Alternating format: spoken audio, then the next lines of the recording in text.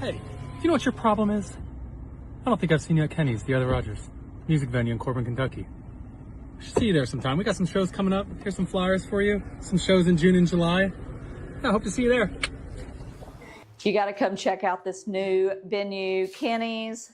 This is Mayor Susie. I totally approve this message, and I approve this place. Are you looking for somewhere in Corbin, Kentucky to host your next event? Here we have it at Harvey's on Main at 115 Main Street. Let's check it out. Step into timeless charm and unforgettable elegance at this stunning historic venue.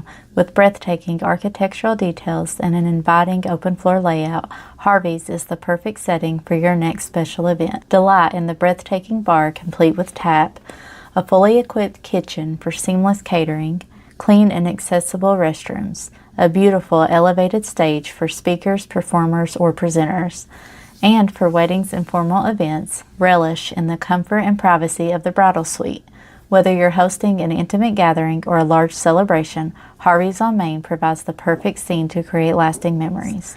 Thoughtfully designed by the owner, who will be by your side every step of the way to ensure all your wants and needs are met. Book today and let Harvey's bring your vision to life. How's it look? Wow, that looks hard, my guy. You know what's actually hard? Getting people to notice your business in a world where everybody's screaming for attention. While everybody else is posting boring ads no one remembers, we built one of the fastest growing podcasts in the region. Over 15,000 followers and climbing, and more than 65% of them right here in the Tri-County area. You can find us on Facebook, YouTube, Spotify, Instagram. That's not just views. That's local eyes, local customers, local money. We don't make commercials people forget. We make commercials people quote.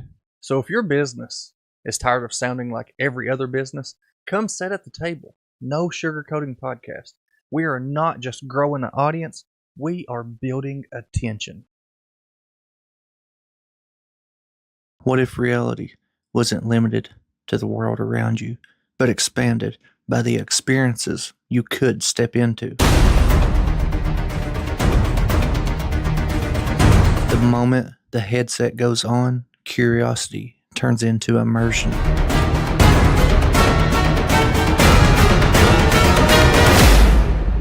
Every step becomes part of the story. Every moment pulls you deeper into the experience. Designed to blur the line between virtual and real, this is more than gaming. It's total immersion. The best moments aren't just seen, they're shared. Step beyond the scene. Step into the experience. Zone perception. Unlock your imagination.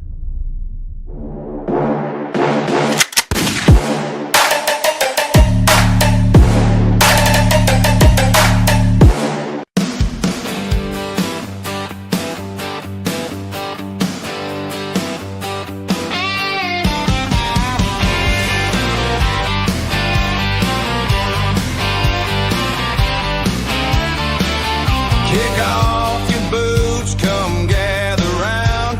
We're digging up secrets that can't stay down. Bigfoot's out there in the midnight air. Aliens watching from who knows where. No sugarcoating, we're saying it straight.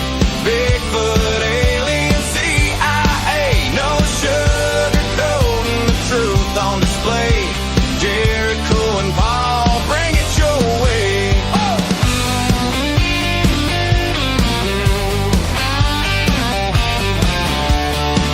From small town whispers to city lights, we're hunting the truth in the dead of night.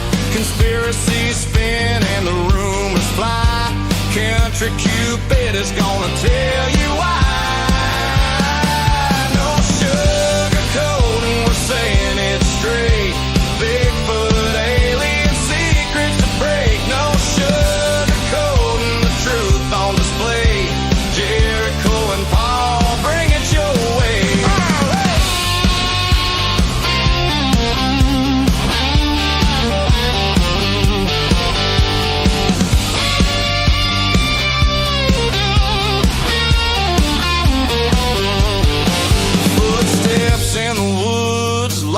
in the sky. Some call it crazy, we just ask why. Laugh if you wanna, but you just might see there's more to the world than they want it to be. No sugarcoating, we're saying it straight. Bigfoot, alien secrets to break. No sugarcoating, the truth on display. Jericho and Paul, bring it your way. Truth or a tale, come and see. We're gonna have some fun, y'all.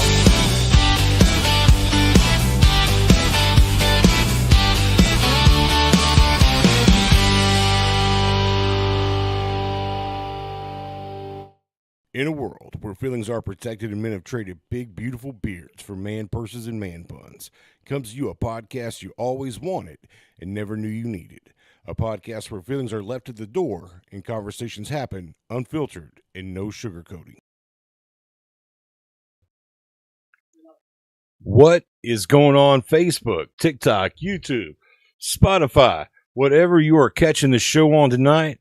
I don't know if you could tell, but I got my twin sitting next to me. Just kidding.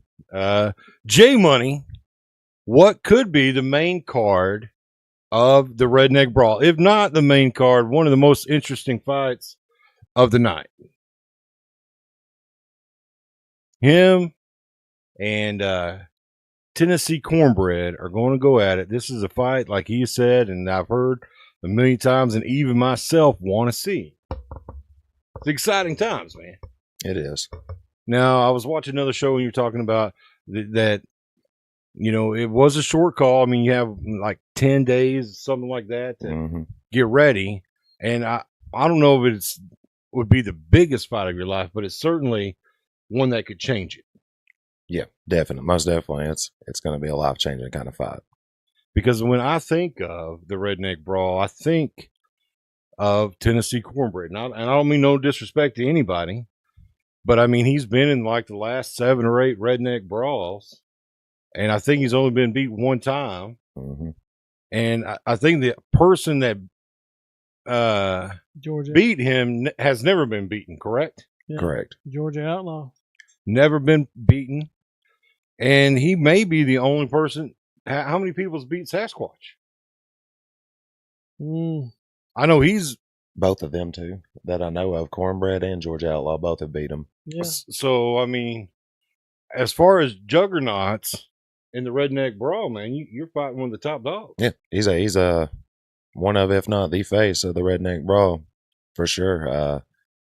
It came a lot quicker than I thought it would. You know, I assumed I was going to have to build my way up and get a few more wins before that fight came. So I don't know what happened that Chris said, let's make this thing happen, but you know, I'm here for it.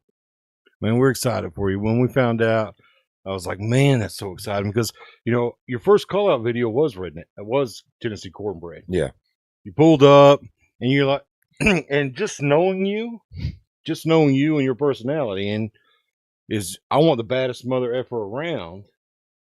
And at that time, that's who it was in the brawl, and that's who you called out. You're like, hey, let's skip all these baby steps. I'm going for the king. Yeah.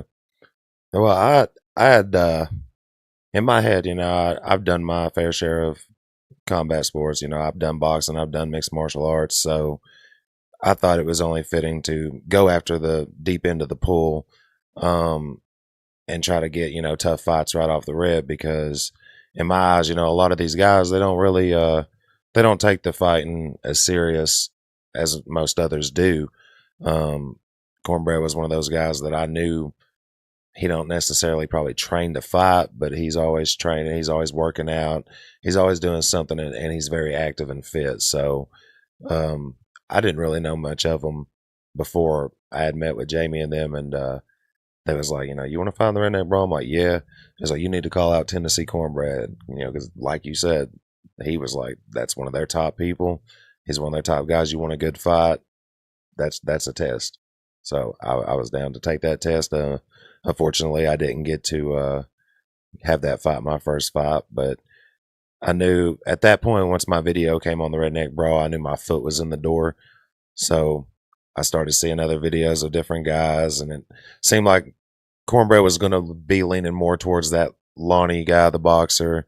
And I figured he'd probably get that fight mainly because, you know, the Hinkle team hype thing was all in full effect. Yeah, it was in full effect. So I knew that was probably a big focus for him to go for. And luckily enough, I seen Crazy Shady had made his video, and I reached out to Chris and was like, you know, give me Crazy Shady if we can't get Cornbread. And he's like, make a video. So I made one, and we brought that into fruition, and that's where I started. Well, I mean, again, so listen, so let me do a backstory. Okay. You were talking about how you were going to get in the Redneck Brawl. Yep. This is while we were doing all the London Council stuff. Yep. That's kind of how we started interacting with one another, was the London Council. Yeah. Initially, Jay, not so much a fan. But, you know, things kind of went on, and he's like, hey, listen, man, I'm gonna get a fight. I'm gonna get a fight for the Redneck Brawl. If I am, you got to sponsor me. Yeah. And Jericho's like, no. You win your fight, we'll sponsor you the next one. Yeah. And so, I mean, this sponsorship that we've done has actually been a negotiation for 4 or 5 months now. It really has. It really has.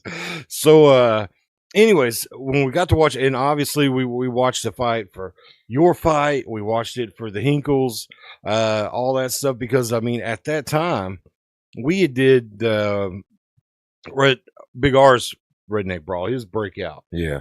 And that was Redneck Brawl 12, I guess. Yeah.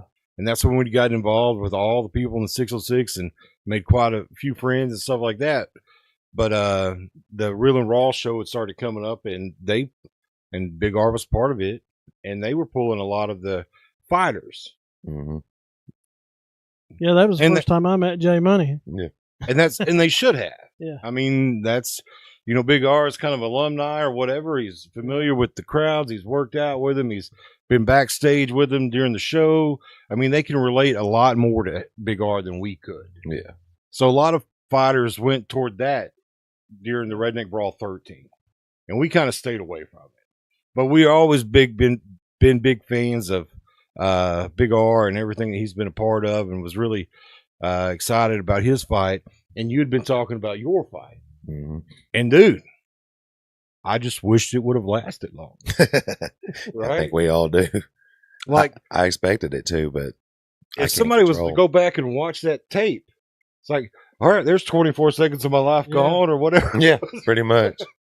So, I mean, I think that kind of helps you out a little bit, because, you know, I don't know how much tape of you fighting is out there, but if somebody's trying to get your technique, they better pick up it in 24, 26 seconds, however long it took you to get your knockout. Yeah.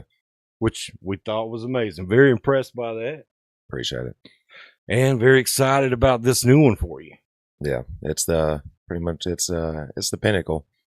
I think, honestly, it's got the ability to probably go down as probably the best fight of the year for the Redneck Brawl. It's got all the possibilities to be the fight of the night. I think it's going to be one of those make it or break it kind of moments.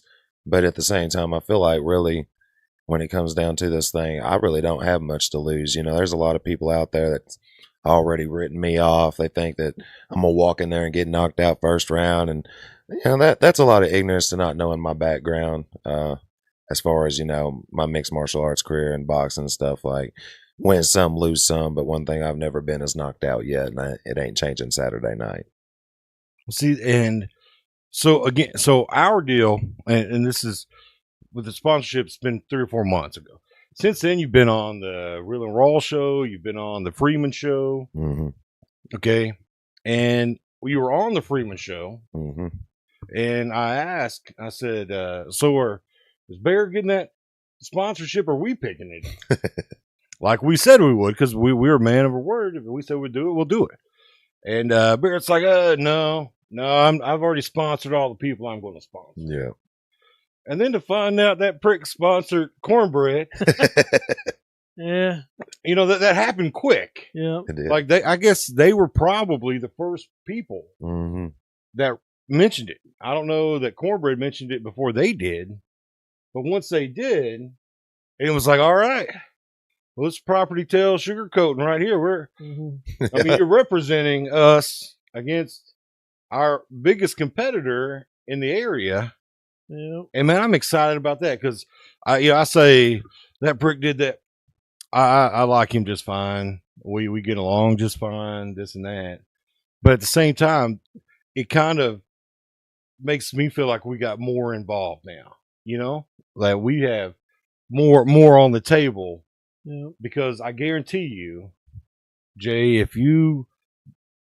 when you win, we ain't gonna let them down. That's what I was gonna say. Yeah. When you win, we're not gonna let them down with that. We're gonna let them know every day that their streak continues. That's right. It's not just Jay Money versus Anthony is what I know him by, but it's Poverty Tales versus no sugarcoat. Yeah, no sugarcoat. That's what it feels like. So yeah, you know, for us. So don't let us down, Jay. Yeah. I fully intend to go out there and win this fight. Honestly, I think I possess all the tools that it takes to win the fight. You know, a lot of people want to say, "Oh, he's got the experience and all that." He's got experience in redneck brawling, but I got experience too. I got experience in the cage, in the ring. I got experience just as much as he does, if not more.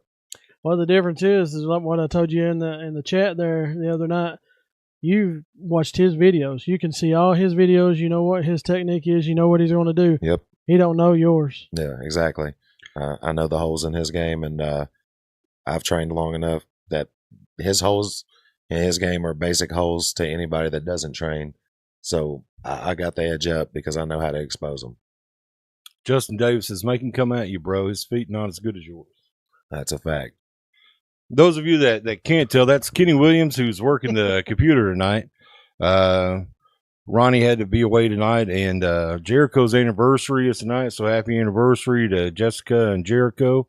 I know he hated missing the show. He came in, tried to get us set up before he went on whatever thing that they're going to do together. Maybe they're even just sitting on the couch watching. You never know. Sometimes it's as good as being a fan as it is being in the spotlight, you know? Yeah, he probably ain't listening, though. Jericho, you better be listening. And he got good sparring partners at LMA, The London best. Martial Arts. London Martial Arts. Now, you picked up quite a few sponsors in just a few days. Yeah. And that just goes to show you the excitement of everybody. Yeah, which I had reached out to a few, and there's a few that reached out to me even prior to getting a fight. There's like, just let us know you get a fight, because you know I don't want to jump the gun and start grabbing sponsors before anything's locked in. Right, and in my opinion, that's irresponsible. It is. It sets you up for failure too. And but yeah, as soon as I got the fight, it was mentioned. There was people reaching out left and right. How can we help? How can we sponsor you? What we got to do? And it just took a life of its own. I really didn't expect to get as many as I've come across. And there's a few I've turned down, you know. But nonetheless, I got who I got. I'm riding with them. They're riding with me. And the Money Express is boarding. Right, fixing to leave the station, my man. Friday. So, I mean, Friday, you're in Johnson City, Tennessee, doing the weigh-in. Mm-hmm. And what's crazy about the two of you guys, like I've seen some of Cornbread's call-out videos, Mm-hmm. and he seems pretty cool, calm, and collected, like you do. Like Yeah. You both seem kind of that assassin character. Yeah. Where you see all these other people, and they got to pull their tits out and scream and everything else, you know, to get attention. You guys are both just like, hey, no, I'm here, I'm ready, let's go. Yeah. And like Leanne said, this is the only time that I think that we're rooting against Tennessee Cornbread, because let me tell you what won me over. I didn't even start following the Redneck Brawl until Big R. That's because we had sponsored him. But then I started watching that and started following it, and we got the subscription. So I went back and started watching some of the old Redneck Brawls because I wanted to know more about what I was talking about and everything else. And me personally, I don't I'm watching how I word it, but I shouldn't. I'm not a huge fan of Sasquatch. I'm not a fan of not as a person. He's probably a great person, and I'd imagine he is. His fighting technique, I'm not a big fan of. And that's actually what won me over with Tennessee Cornbread, because it felt almost like a David and Goliath situation Yeah. watching that fight. Yeah. And I was like, man, that guy's got it. That guy's got spunk or whatever. Yeah. And then, 3 or 4 redneck brawls later, I'm like, well, I like you, man, but we're running with money tonight. That's right. You know? That's right. Yeah, and you so the Backwoods and Bullshit Girls, Yep. which we like just fine. Yep. They sponsored you. Yes, they did. Who all are your sponsors? Let me give you an opportunity to shout those guys out while you're here. Well, I'm gonna forget probably a few of them, but obviously London Martial Arts, the Backwoods and Bullshit Girls. I got the American Legion Post 16 out of London sponsor me. Haunted Trail of Chaos and the House of Chaos, they're going to be sponsoring me. Daylight to Dark Window Tint and Custom Wraps is going to sponsor me. Rainwater Enterprise, appreciate JD for sponsoring me. Yaden's Auto Sales, obviously, they're riding with me. C&M Home Improvement, another great sponsor. Who else is there? JD? Yeah, that's Rainwater Enterprise. Okay. No Sugar Coating, obviously, they're sponsoring me. I knew I'd blank. I put them on the spot, guys. Yeah. But no, I think there was about 11 sponsors. There's about 11 sponsors, yeah. And shout out to my silent sponsors as well. There are some that go unannounced, but do not be forgotten. But if you'd like to list those sponsors, Jay's got it on his page. And guys, if you could support those guys, we appreciate you supporting us. It would mean a lot to him and to us that if you're able to do that. That being said, how's the fight going to go in your mind? Now, everybody's got plans until they get punched in the face. Isn't that what Mike Tyson said, or was it Muhammad Ali? Yeah. So it was one of the big fighters. Yeah. Honestly, in my personal opinion, this fight's only going one of two ways. He's going to make a mistake. I'm going to capitalize and get a knockout. But realistically, I see this fight going 3 rounds, and it being in Tennessee, I know that I'm going to have to outperform him and pretty much do it convincingly to walk away with a decision. And I just say that because of the last Redneck Brawl. There was a few decisions that really didn't make a lot of sense. Pan Man 100% won. Man. Yeah, Pan Man won. I thought Clean Cut Craig did enough, and he's actually getting the rematch this time around too with that guy. So that's going to be very interesting. But yeah, my thing is to more or less just be dominant. If I can dominate for 3 whole rounds, then there's no way they're going to be able to take it from me. So the only thing I worry about is the fight going to be close and it gets taken from me. But I think I can also live with losing a close decision.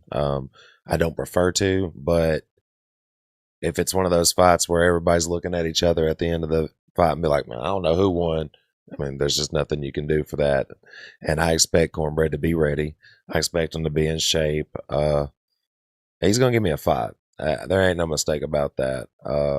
But I feel like maybe, I'm underdogged so bad that maybe he might be underestimating me a little bit.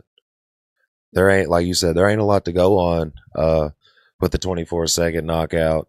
A lot of people's got mixed opinions about how it goes and whatever.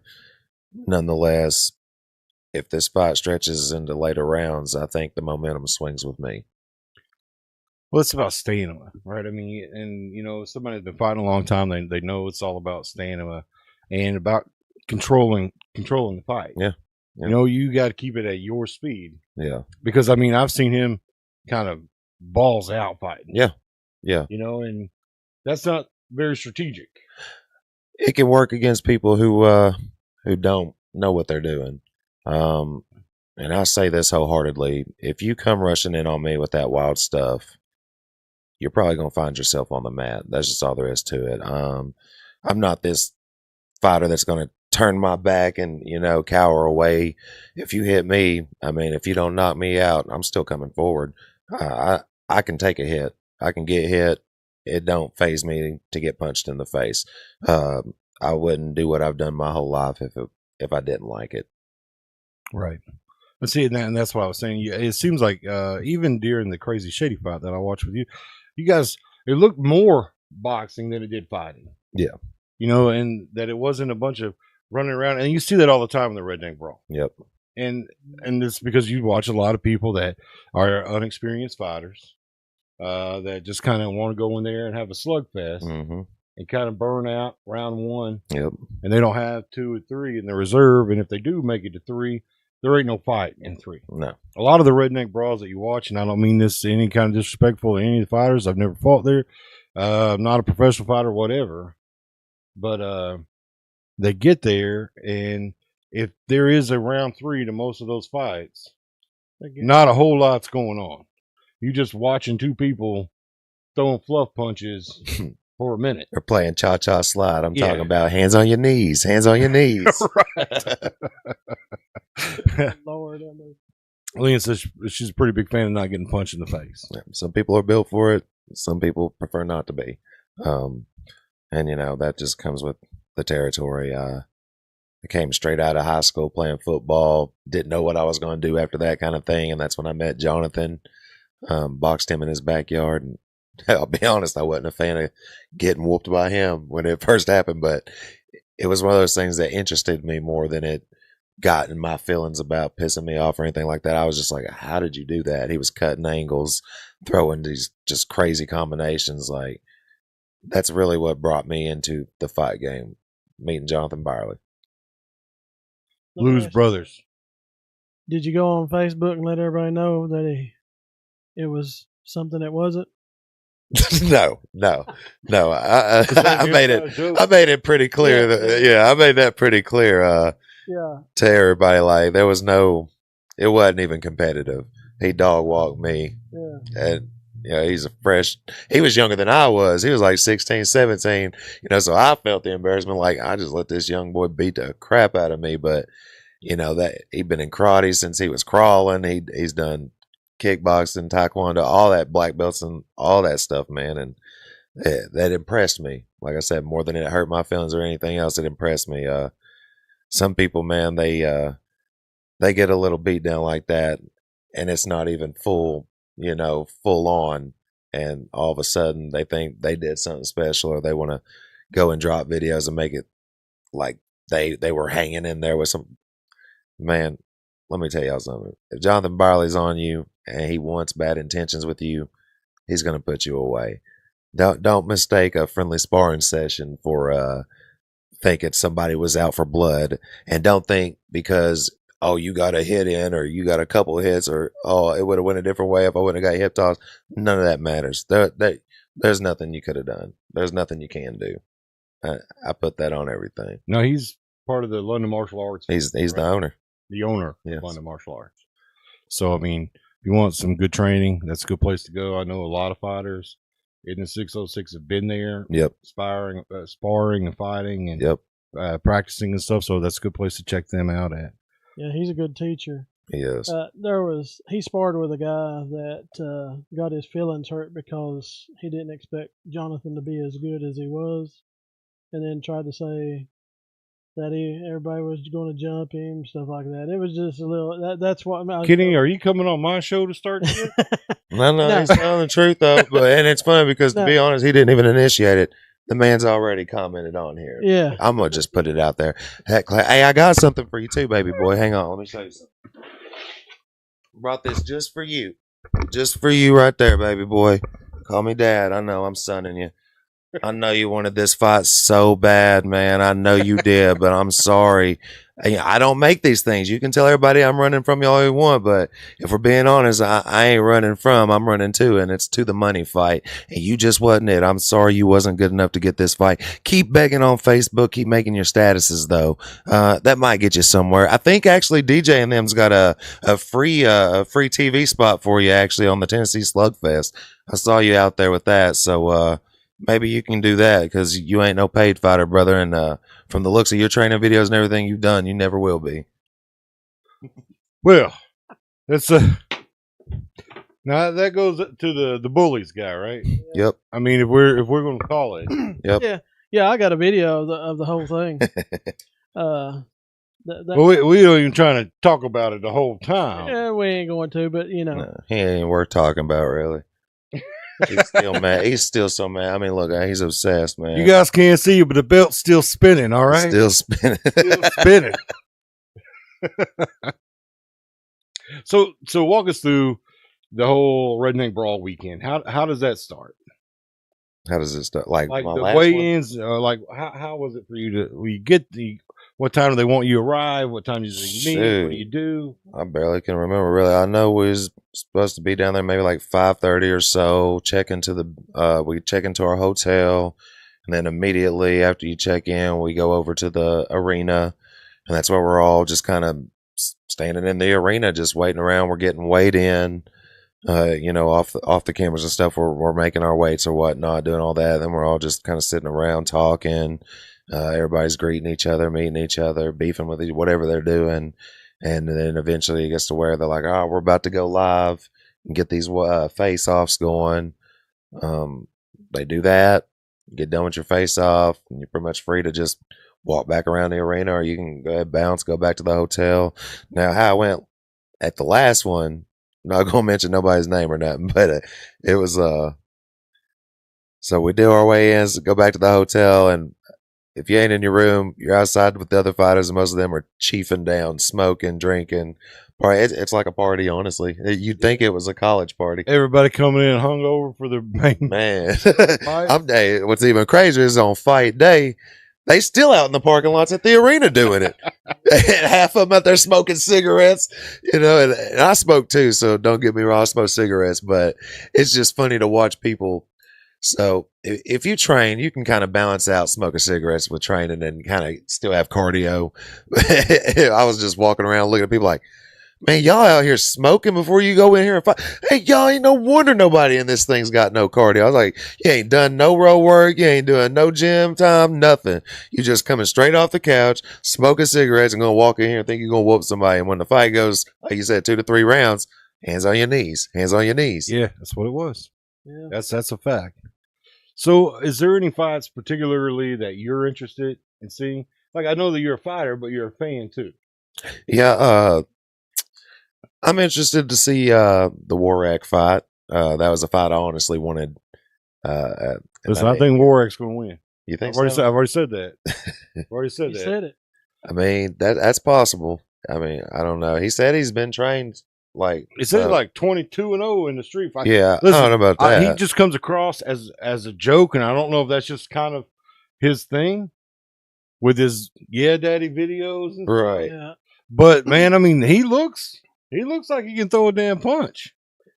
I don't know. But so does the guy he's fighting. Right, there you go. I've seen some of his videos with him not acting like that, Mhm. and he seems pretty intelligent. Yeah, he seems like a really chill dude, honestly. To be real about it, his fight interests me. I'm honestly interested to watch that boy Crazy Shady. I seen he's getting back out there. It's gonna be your time, man. I want to see you win this one. So let's go, Crazy Shady. Clean cut Craig. It's time to get back. Get that win back off Shango. Y'all gonna run it back. That's beautiful. Well, he won that. Yeah. In my opinion. Yeah. Meat and taters. That was another Johnson City thing, right? Knoxville, yeah. But Knoxville thing, Tennessee thing. I want to see Meat and Taters go out there and whoop this girl Listen, NyQuil. if there was a real fight, that's going to be it. Yeah.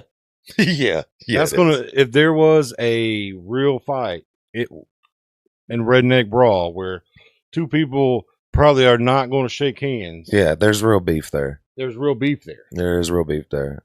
So that one I'm very interested in. Yeah, she came out over the weekend. Actually, she was working out here in London, and she hit me up, and she came over, and I went through a few things with her.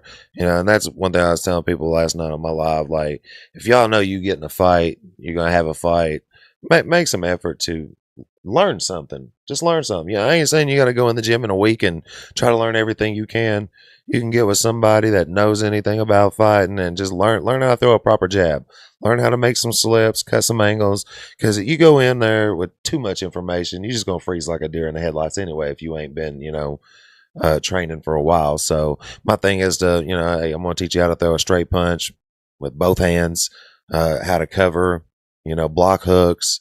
Let's learn on throwing 2 shots, slipping, and send another one back. Like just basic stuff that hopefully she'll be able to utilize in the fight, and hopefully come away with the victory. I firmly believe she's got skills to do that. I've seen NyQuil fight. She's one of those that throws hooks like she's doing that. Yeah. So, Could like be I close said, line if you or can, hook. if you can send them straight down and breathing, work on your breathing. Breathe when you strike. When you reset, breathe. A lot of people, they go in there and they, like you said, they want to go balls to the wall. Well, they forget to even breathe. Right. You don't breathe, and that's why you go to the stool the second round and you're wondering why you're tired. Half the time it's because you wasn't even breathing. You're sitting here holding your breath while you're throwing all these strikes. Breathe through every one of them. Well, I got to tell you, that's one. Outside of your fight, that's the fight that I want to see, the Lexi and not. Yeah, me too. Because I know there's real beef there. Yeah. I had the one-legged man from Williamsburg. Ed Davis. Is he from Williamsburg? Yeah, he's from I Williamsburg. didn't know that. Yep. Yeah, the one-legged guy from, and I don't. That's the only way I know how to describe it. I don't, you know. I know how to do it. The only guy from Williamsburg who actually got a fight. Let me just address that. The one-legged man at the ass-kicking contest. You know it's bad whenever the one-legged man gets a fight over somebody. Yeah, no, he called you guys out. He mentioned you guys as sponsors earlier, and we also sponsored him. Like I said, we love you guys, and I hope you do well For sure. in your fight. Again, everybody that's ever been on our couch gets a preferential treatment in our voting to fighting. You know. Yep. But yeah, that's what I'm very interested in seeing. I think the Sasquatch is one of those attention fights. It is. I don't mean to downplay it because it's huge. That guy's a big creator. I can't think of his name, but Frankie Lapina. Frankie Lapina. However you say And then, it. you know, if I was describing him, I'd say the guy with the big ass. Yeah, the BBL. But him and Sasquatch, that's like one of them freak fights. You know what I mean? Yeah. And Cash grab, if you will. well, yeah. Is it going to be fun to watch? Yes. It could be. Is it going to be a good fight? Probably no. You know? Well, I think Frankie's fought some experienced fighters. Yeah, but he gets his ass whooped every single time. And he actually did an interview. And he says, and somebody says, You've lost every fight. yeah, you lost. You lose every fight you're in. He goes, yeah, but people still watch. What if I win? Yeah, what if I win? Yeah. Yeah. And I think that's kind of what he's up against again in Redneck Brawl. Well, Yeah. Sasquatch won't be able to push him over the ropes. Push him through him. Well, He'll bounce back. yeah. But yeah, I'm not as excited to watch that one. I think your fight, Lexi's fight, the guy in Williamsburg's fight, Yeah. those fights I'm really interested in. I'm excited to see that Man Bear Pig. He's a decent fighter. He trains with Georgia Outlaw. So he's a decent guy too. He's and good. Big Rick. Big Rick from Love the Big 606. Love Give me a Big first Rick. round knockout by Big Rick. Listen, so Brandon Davis asked to come on our podcast. Did he ask for money? No, this was before he made the post talking about how much money he knew he was worth. Yeah. And then after I seen the post, I was like, well, I ain't paying him to come on. I'm not paid any Redneck Brawl people to come on the show. So I guess he'll not be on, Yeah. you know. Yeah. But I love Big Rick, and I like the Hazard Heartbreakers content when he puts it. Like, I don't know if he means to be funny, but a lot of them come across as humorous. You know? He's funny, all right. Well, I tell you what, he's called Rick B 5 times, and Rick says that he's going to pay for every one of them. Yeah, no, there's a chat that I think Lexi started that I'm in, and Rick said, listen, I just not disrespect. No disrespect. I told him not to do that. He did it. Yep. But I mean, God Almighty, this guy, I watched him on the Poverty Tales podcast, and he had said that he's like 410 pounds or something like that. Yeah. He's 6'4". He said his profession is stand and bang. Yeah. Yeah. Yeah, I He did. ain't got none of that. And so I don't know. Like, I mean, I can't be behind a guy that calls somebody either. I mean, you know, just Ricky said it was like, hey man, just be respectful. Don't call me that. Yeah. He didn't. So I mean, I can't support somebody that's done that. And if he apologizes, then that'd be a different story. But I think it's already done. I mean, he's done. Yeah. Rick's gonna get him. Yeah, I gotta agree with that too. Cause like when he first started and came on the scene, like I was behind him. Like I'm like, all right, I like it. I love what he's doing. You know, live from the whatever the area code is, and just so you know, I'm that MF and one. Like it was catchy little slogan. He started out respectful and stuff. He wanted to get in the Redneck Brawl. All that good stuff. And as soon as he got in calling out Rick, man, and saying that stuff, I was just like, what is he doing? Then he goes on and he starts, I don't know, he starts getting a little cockier with himself. He's feeling himself online for the clout. And then it turns into this whole, I don't know if he's playing a character or what it is, but if he is, he's the heel. And it's not working out. That's too right, good. Jerry. But yeah, but his content again. Shout out, Ricky. I see you over there. It's oh, Ricky's watching. That's right. Big Rick's watching. Listen, Rick. again, I don't know if you heard me say that. I love that guy, but no, he does. It was Redneck Brawl 12 that Big R was in. 11. Was it 12 was Toledo, 11 was West Virginia. Okay. Because we did 11. 13. And he had just got the 606 tattoo on his fist. Yeah. And stuff like that. And it's super cool to talk to. I feel pretty bad for Brandon Davis. Well, that's the reason why I wore glasses, because I know Jay is so bright right now. His future's so bright that but not to get off topic. Lots of luck. You won't need it, Big Rick. Obviously, Brandon Davis could have come on the show before he started talking about wanting to get paid and stuff like that to come on the show. That's kind of where at that direction is where he lost me. You know, you're talking about I'm not going on no podcast. I'm not talking to nobody. No doing no interviews unless you pay me. Who knows you? Who are you? Like nobody. You ain't even had one fight in this Redneck Brawl yet. Like, hey, look at me. I've had a fight. I don't ask y'all for no money to come out here and do this. No. It's all about the exposure. Anybody. Yeah, it's all about the exposure. That's what, be lucky you get invited to something like this. You know what I mean? That's how I look at it. Like, this is how you get your name out there. This is how you promote yourself. You want money because what? Nobody knows you, bro. Like, you can't do that. And that lost me with him. You know, he thinks he's the main event and all this. Like, just like everybody told him. If he's the main event, it's because Big Rick is that's right. And because somebody wants to see you get slapped. Because at the end of the day, your content, and it's funny to me because now he's like, oh, I'm tired of this, all y'all online bullying me and being mean to me and y'all, karma. But pure karma. Again, 100% he could have come on the show until I seen that video.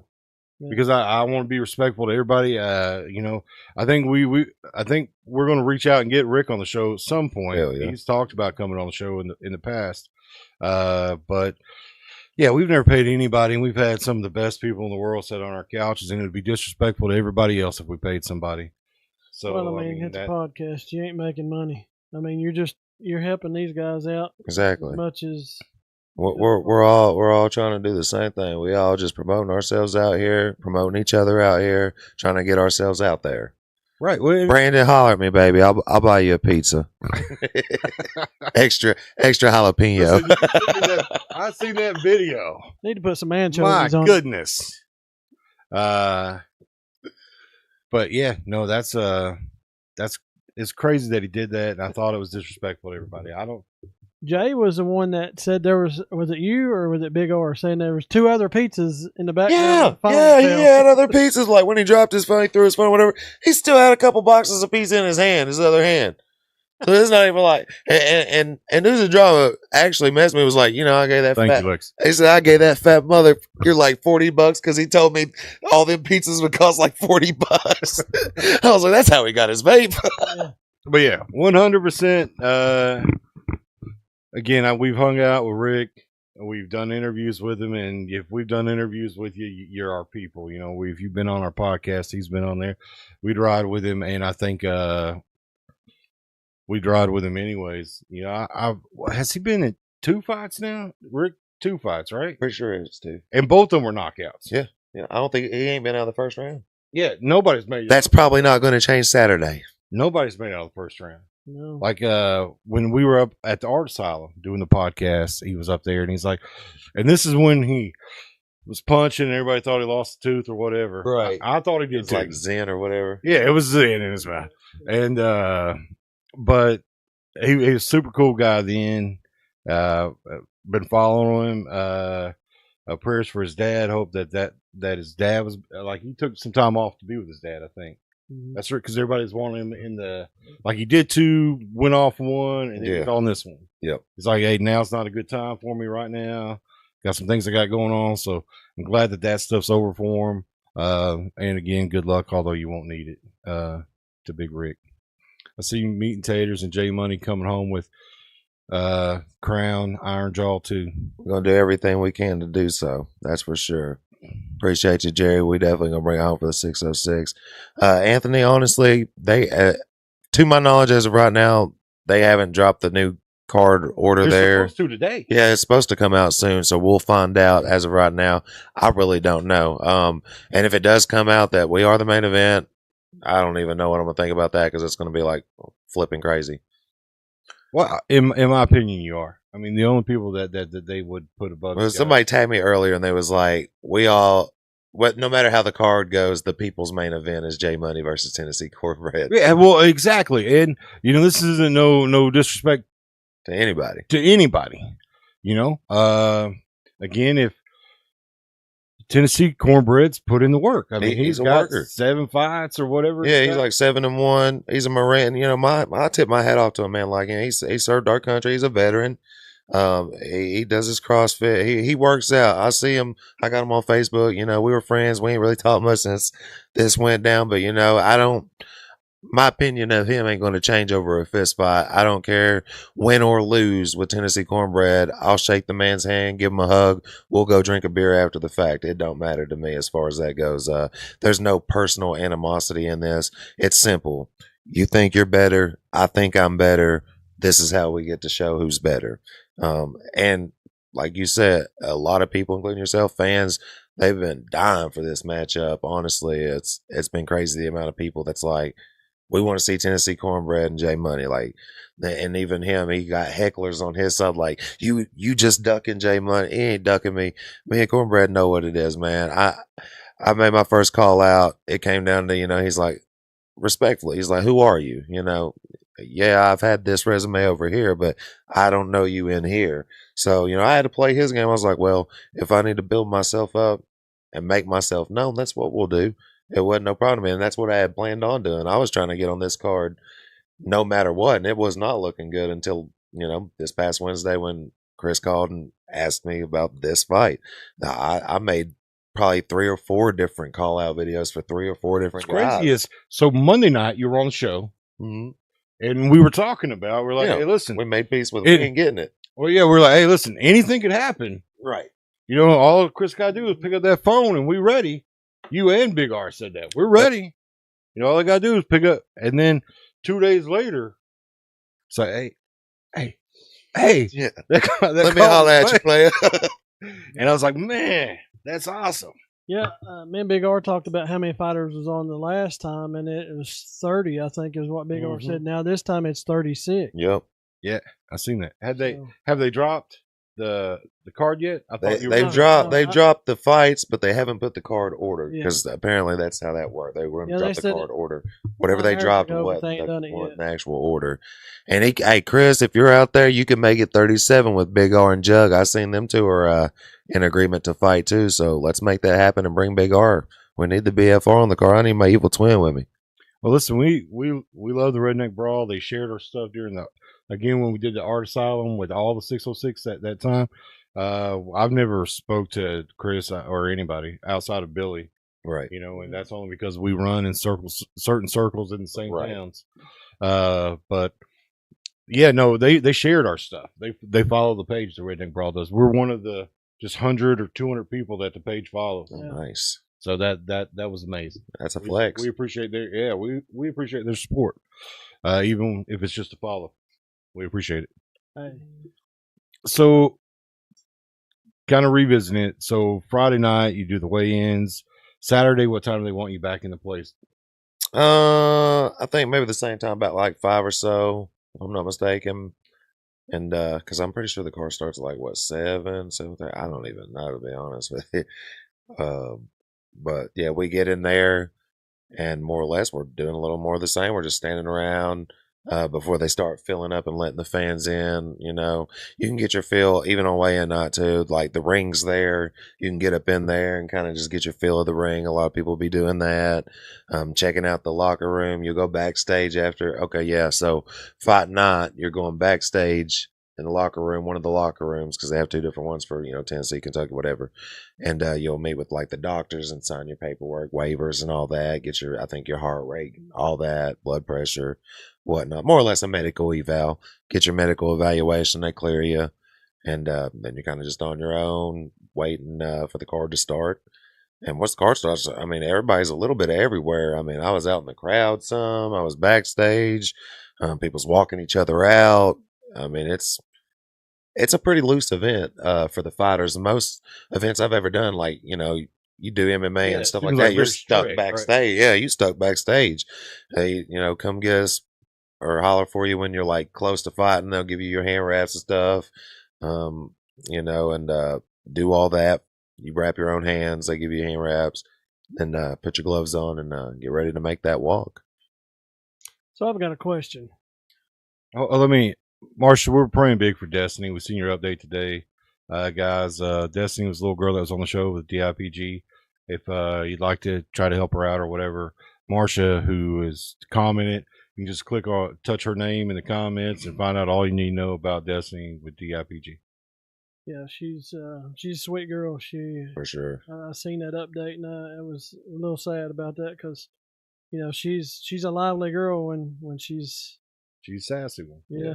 All right. So what were you going to say before I interrupted you? I'm sorry. For anybody that ain't been in the fight, Jay, been in the ring, I've been told the ring is a little bit different than walking on a floor.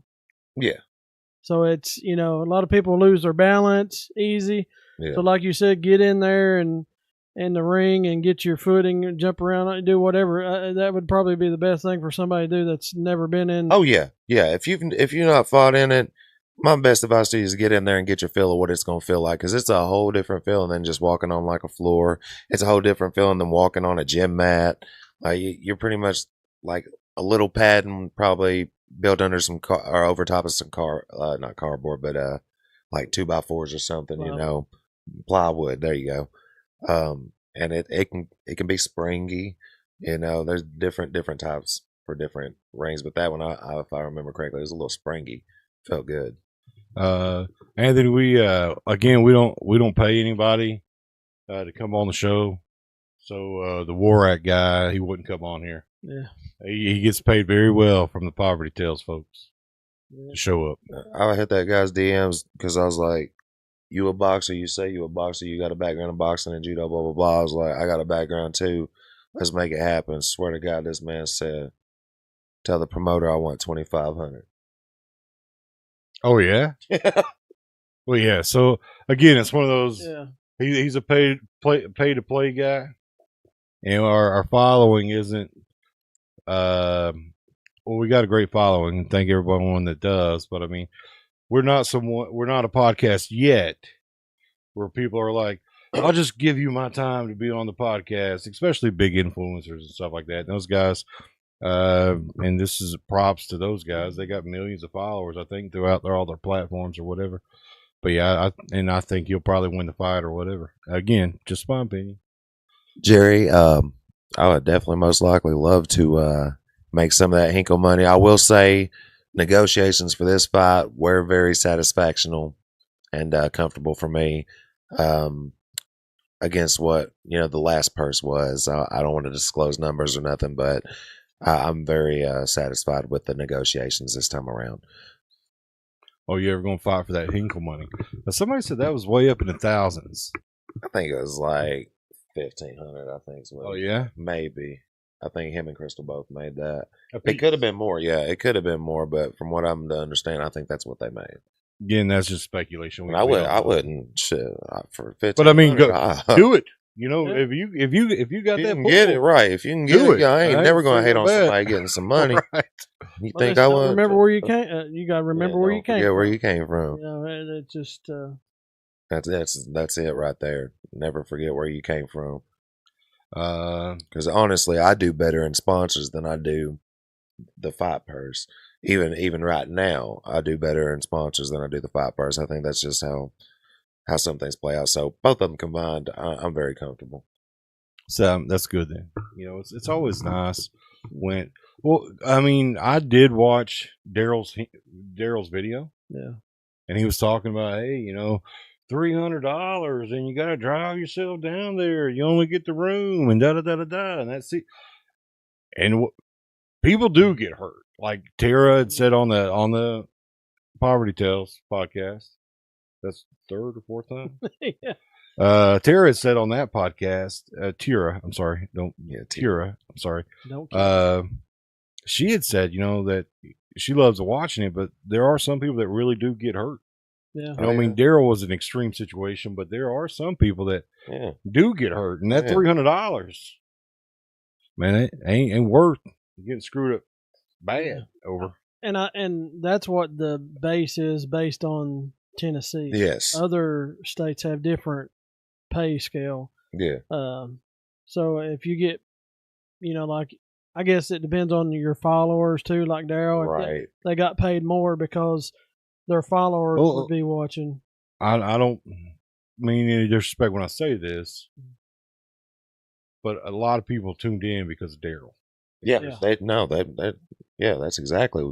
I mean, that Hinkle. I mean, team buzz obviously, was crazy. the Redneck Brawl Buster ass put on a great promotion and everything else. I'm not taking anything away from the Redneck Brawl and their promotions and everything else. They do phenomenal work. They're always on the page, posting and updating and this and that. Yeah. But, I mean, Hinkle was hot at the time. Yeah, he was. He was hot. And, I mean, he's still hot or whatever. But, yeah, I think that they brought in the majority of the folks. That was the fight I really wanted. He brought a crowd, and he brought his own little, you know, click. His own team. Yeah, it was Team Hinkle versus Tennessee. Yeah, pretty much.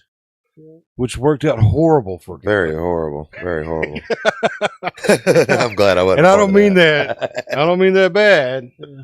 You know, I'm hoping Trainwreck Tracy can get some redemption in this one. Yeah. She ain't gonna have her junk taped up. Yeah, she's leaving the tape at home this time. So I hope she can get some redemption on this fight. I hate that Crystal Morris ain't in this fight. I just love her content. I love her stuff too. Like, and again, I don't get caught up in everybody else's stuff. Right. I'll say good stuff about everybody. I'm not that person. Yeah. But I hate that she's not in the fight. Yeah. She was good to watch.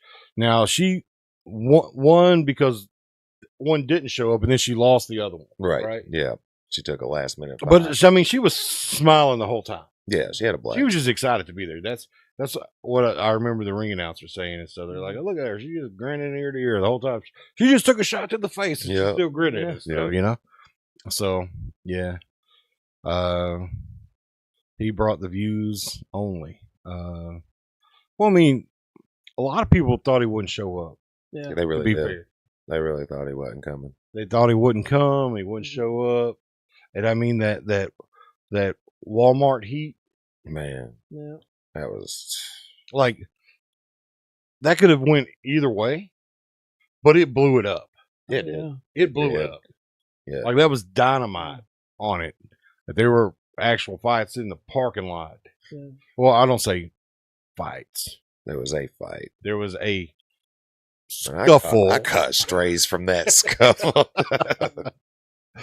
But oh, were you? Yeah, we weren't there. I seen it like the day after or something like that. Or maybe my wife had showed me. Because she tries not to get invested, but she can't because I want to talk to somebody about stuff. Yeah. Right. You know, it's kind of my only job right now is to talk all the time with DJ and this. Yeah. And so I'm at home and I got a 10-year-old who doesn't give a crap about what I have to say. And I have a 2-year-old that won't listen. So my wife gets stuck having to talk, listen about it. And she gets drug into it just by me. And she's like she said, you know, she's got her favorite fighters and stuff too. Altercation. There you go. Altercation. There was an altercation in a park. But yeah, it was like throwing dynamite on that fight. Yeah. Jerry Grimes, I don't know who you are, but you cracking me up. Hey, listen, we're going to talk about London in the next half. Like I told Jay Money that I didn't want to just talk about Redneck Brawl the entire time he was here because he's probably going to be on talking about it on his live videos, maybe even get invited to a couple more shows to talk about it and this and that, and I didn't want to burn him out on it. I don't want to be burned out on it. But there's a lot of crazy stuff going on around us that I wanted to kind of talk about too. And we will in our second half. So guys, Anthony, you're just tuning in. Ronnie couldn't be here tonight, and Jericho's anniversary is tonight. So happy anniversary again to Jericho and Jessica. We love you guys. Wish you hope you're having the best time wherever you're at, even on the couch, if that's where you're at. But we'll go ahead and go to our 8 o'clock break, and then guys, we'll see you in just a couple minutes. That's right, Michelle.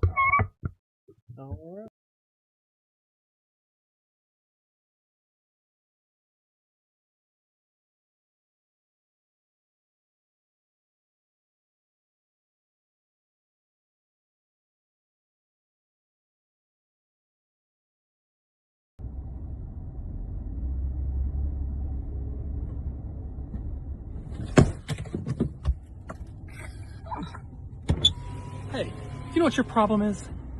I don't think I've seen you at Kenny's, the other Rogers music venue in Corbin, Kentucky. I should see you there sometime. We got some shows coming up. Here's some flyers for you. Some shows in June and July. Yeah, I hope to see you there. You got to come check out this new venue, Kenny's.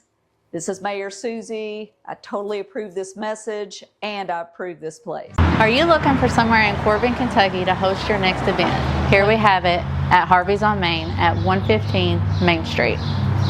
Let's check it out. Step into timeless charm and unforgettable elegance at this stunning historic venue.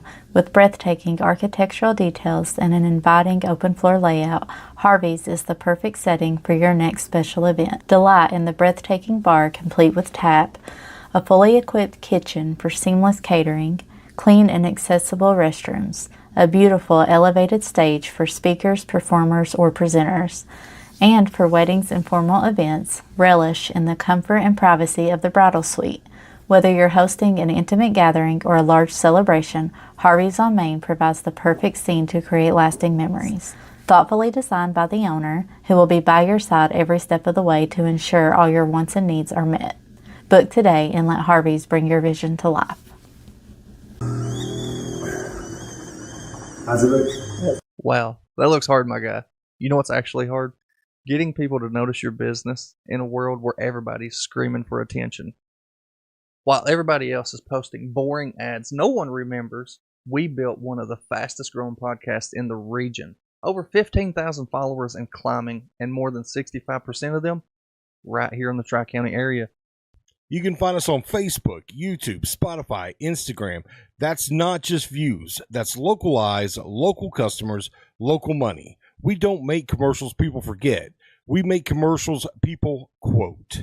So if your business is tired of sounding like every other business, come sit at the table. No sugarcoating podcast. We are not just growing an audience. We are building attention. What if reality wasn't limited to the world around you, but expanded by the experiences you could step into? The moment the headset goes on, curiosity turns into immersion.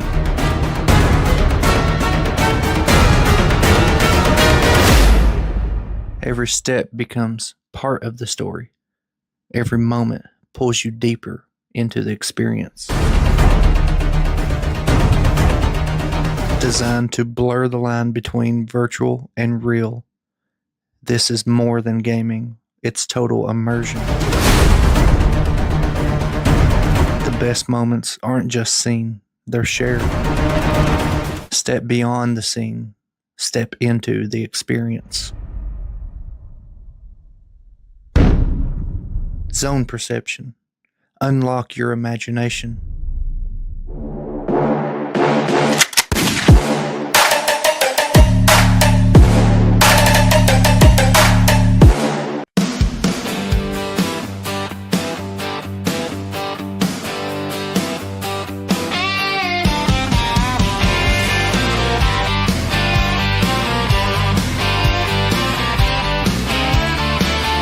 Kick off your boots, come gather round. We're digging up secrets that can't stay down. Bigfoot's out there in the midnight air. Aliens watching from who knows where. No sugarcoating, we're saying it straight. Bigfoot, alien, CIA. No sugarcoating, the truth on display. Jericho and Paul, bring it your way.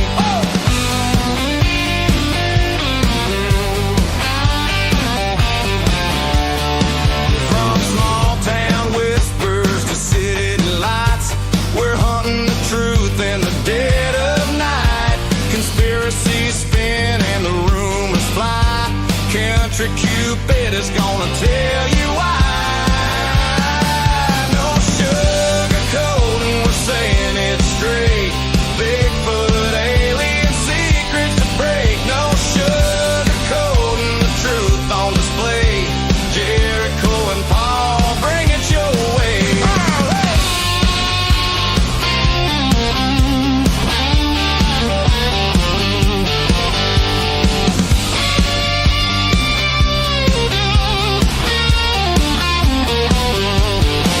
Footsteps in the woods, lights in the sky. Some call it crazy, we just ask why.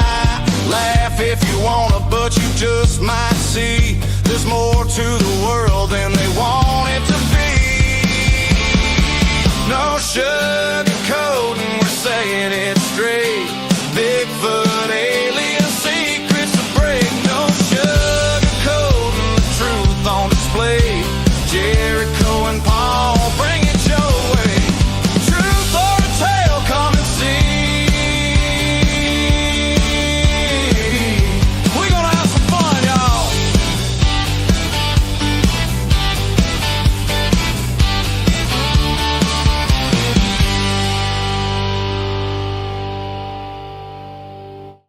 In a world where feelings are protected and men have traded big, beautiful beards for man purses and man buns, comes to you a podcast you always wanted and never knew you needed. A podcast where feelings are left at the door and conversations happen unfiltered and no sugarcoating. Are we back? Yep.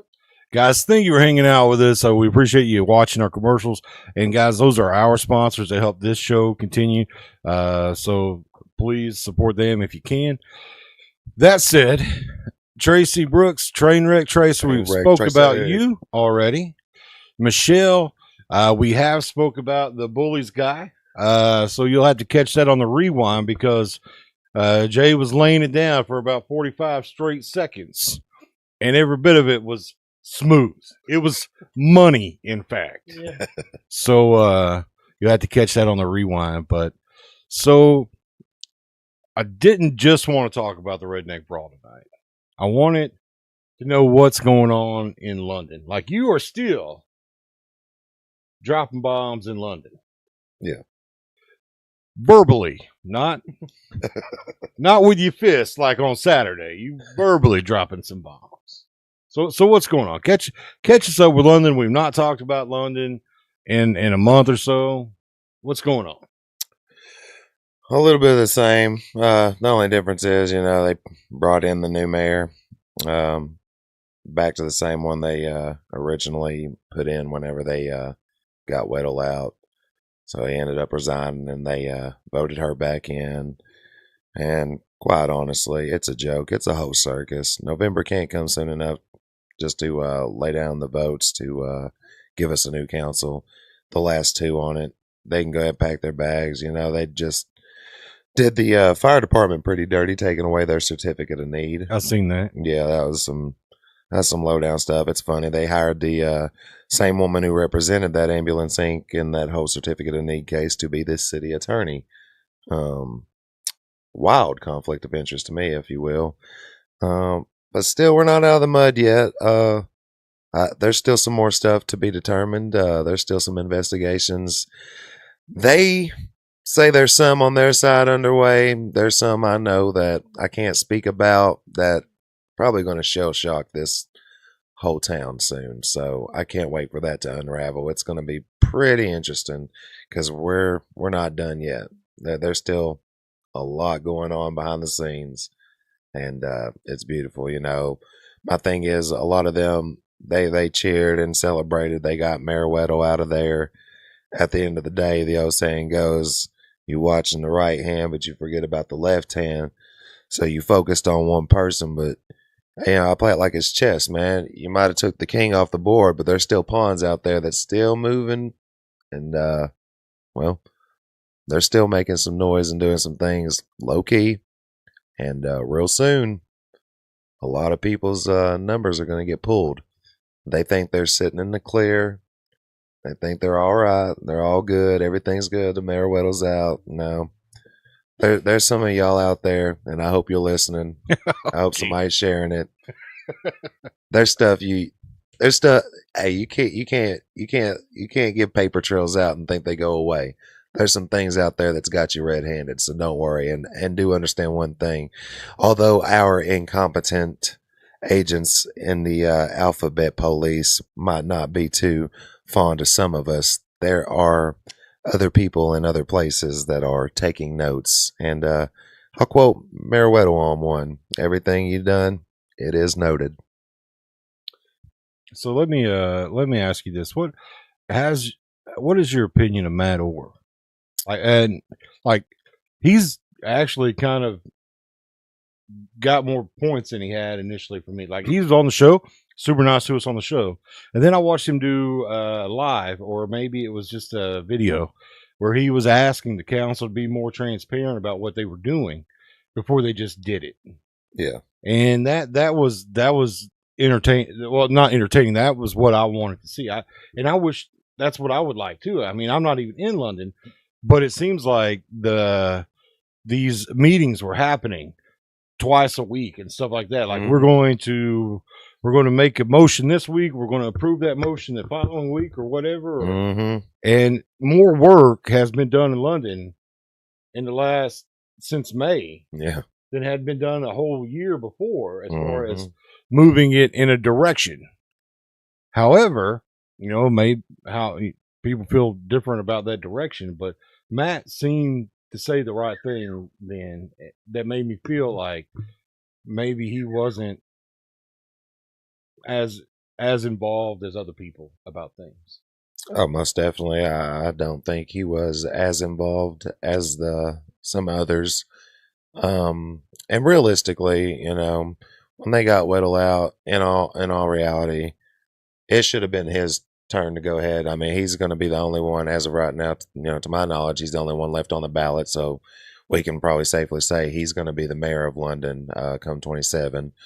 But after seeing what all's taking place now, I honestly feel like he's probably happy they didn't choose him and carry on the agenda they're doing. For the simple fact that, you know, he would catch the heat just being in it. They you know, most people would think he's a part of it. And I'll be real, I'm not 100% that he's not a part of it, but I'm also not 100% that he's not a part of it, or that he is a part of it. I do feel like he wants to do better for the city of London. He wants to move it forward. He does want transparency, but I just don't think the real shot callers are picking up what he's putting down, if you will. And that's why come November, it's going to make a big difference. And that's going to be the time for everybody, you know, getting out there. I think it was 11 votes Mayor Weddle had him by in the primary. Yeah, it was a small market. Yeah, it was close. There was a moment where I thought that Matt might be the front runner. Yeah. Yeah. And honestly, it's probably, like I said, it's probably his best interest right now that it didn't go that way. Because at the end of the day, you can blame a mayor for so much, and when a mayor's wanting to do the right thing versus when they're doing what they're told. Personally, in my opinion, right now you're watching one that's doing what she's told by certain people, and I think it's going to be important that everybody that's in the city, that's city resident, if you're registered to vote, it's time for you to get out there in November and change the table. And we've already done that pretty well, because four of them got voted out pretty much.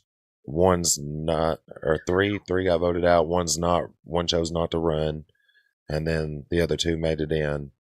So there's 4 empty chairs for sure. 2 still wanting to come back, and they're on the ballot. But I think the more this thing keeps on playing out the way it is, the more they're screwing themselves out of getting that seat, because I don't think anybody's willing to give them those seats. Well, I can tell you, I had a lot of hope for the newest appointed one. I'm not real sure if it was Jim or what. Bruner. Was it Jim? John Bruner. John. I'm sorry. I had a lot of hope for him because the first council meeting that I seen him in, he was like, whoa, what does all this mean? Right. Yeah. And that's he what was asking questions. Yeah. That's what the city of London wants to know. What does all this mean? Yep. Let's slow it down. Slow it down. Give the transparency. Let's talk about it. Let's make it a community conversation. Yep. And when Matt had said that, I was like, no, that's exactly right. Yep. And that's, and like I said, every one of them that's been on our show has been very nice to us. I don't have any I hate what's happening to Tracy's happening to Tracy. I've spoken to Justin Young. I think we'll even probably have him back on the show toward the end of the year after the election's over. Like, I don't know that he's a part of the election. Not anymore. I don't think he's part of it. But I want couldn't happen to a better guy.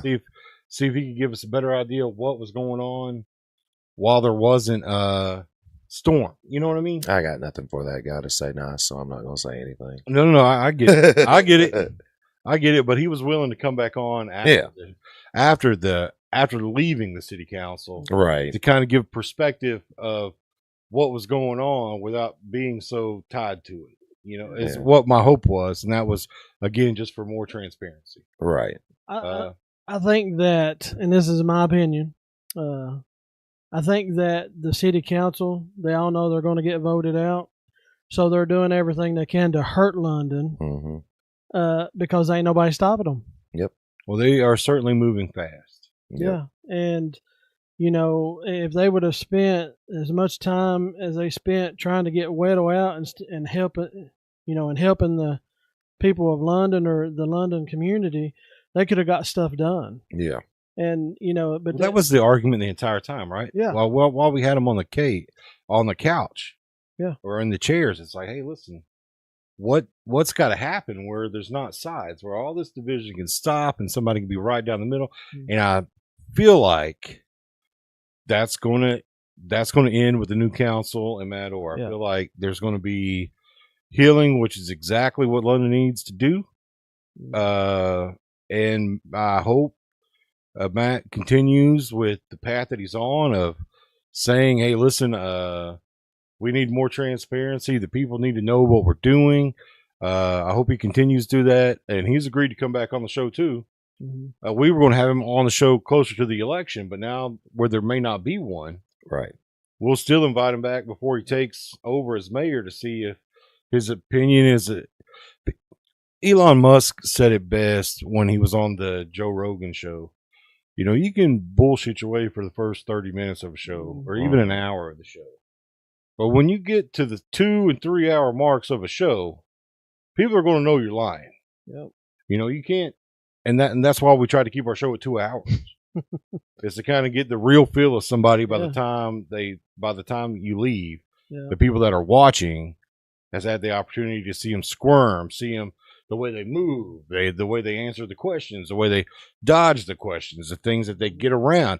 And without us having to paint anybody in a bad light, people can make their own decision, because that's not what we want to do. We don't ever want to bring somebody on the show and then feel disrespected by something we said or did or anything else. That's not our intentions, no matter if they're the worst person in the world. However, we don't invite the worst people in the world to the show. We invite people that are making decisions for other people, or interesting people. Yeah. You know, you'll not have anybody, no child killer on our couch. Yeah. That won't happen. You know, I think they showed the people of London what they was about whenever they didn't go ahead and put Matt in office. Yep. Well, again, I think that's actually a blessing to Matt. I agree with Jay Money. Yeah. Well, I mean, it is, but it also shows their true colors. Just Yep. like, Well, I think that maybe I don't know whether they could or not. It seems like that she would have to be placed back in that position after he left, because she had already been appointed. That they can't give him the reins until after the elections ran its course, because it's not completely ran its course yet, right? Basically. Well, so I mean, basically it has, but technically it hasn't, right? I think the biggest thing on that was they didn't know what to do, because in reality, so the court hearing came back that, you know, they decided Weddle wasn't a resident of the city, so that would have, you know, the Supreme Appellate Court or whatever was going to rule in favor of the council on that one, which possibly came to the point where they would have had to reinstate Tracy. But in my opinion, it's just my opinion because I don't know much about this stuff, but it makes sense to me. He resigned before that came down, so therefore they had the power to put anybody they wanted to in there. yeah, because they put her in, right? Right. They So- they did it wasn't even like a automatic reinstatement. They voted her back in. So, and just like the council, I think. That's because there was work that hadn't got finished. Yeah. Yeah, exactly. There you go. So just like the council, and if this new council needs to pass some sort of thing to where you can't just appoint somebody because it's all a buddy system. Well, again, now that we've spoke to everybody, and that's a KRS thing. Yeah. That's not something that they can do. They could change it. They could They work. would on have it. to. They would have to do something with KRS or go to Yeah. Frankfurt, Yeah. do something like that. I mean, Because that was what we always said: is why can't there be a special vote, or why can't they just call a special election and Right. instead of appoint people win, or even like we had said with Johnny Miller, which is an interesting figure. Him and his wife Vanessa, Yep. seem like they got their fingers on the pulse of what's going on. Yep. And he speaks very intelligently. He was very kind when he was, and I'll never say that nobody's not kind on the show. I'll say they're boring if they're boring, but I'll never say they're not kind. Yeah. But he was very kind when he was on the show. He's wanting to come back, and we're going to have him back on the show. But like with the city council, there are 12 people that can run in the election. Right. So if somebody drops out and they have 6, right? Mm-hmm. Then the 7th closest vote should get that seat because that's what the people wanted. Yeah. So if the first 6 are there, one drops out, then number 7 Right. should take that spot if they are still interested in having that spot, Right. because that's what the people voted for. I agree. Instead of an appointment from the council. Yeah, I agree with that. I could live with that. You know, that way people are still making the decision instead of That way, you know it's fair. Yeah. And you know it ain't just a buddy system. Somebody, Exactly. me and you, we can vote yes on this, and that's what it seems like's happened now.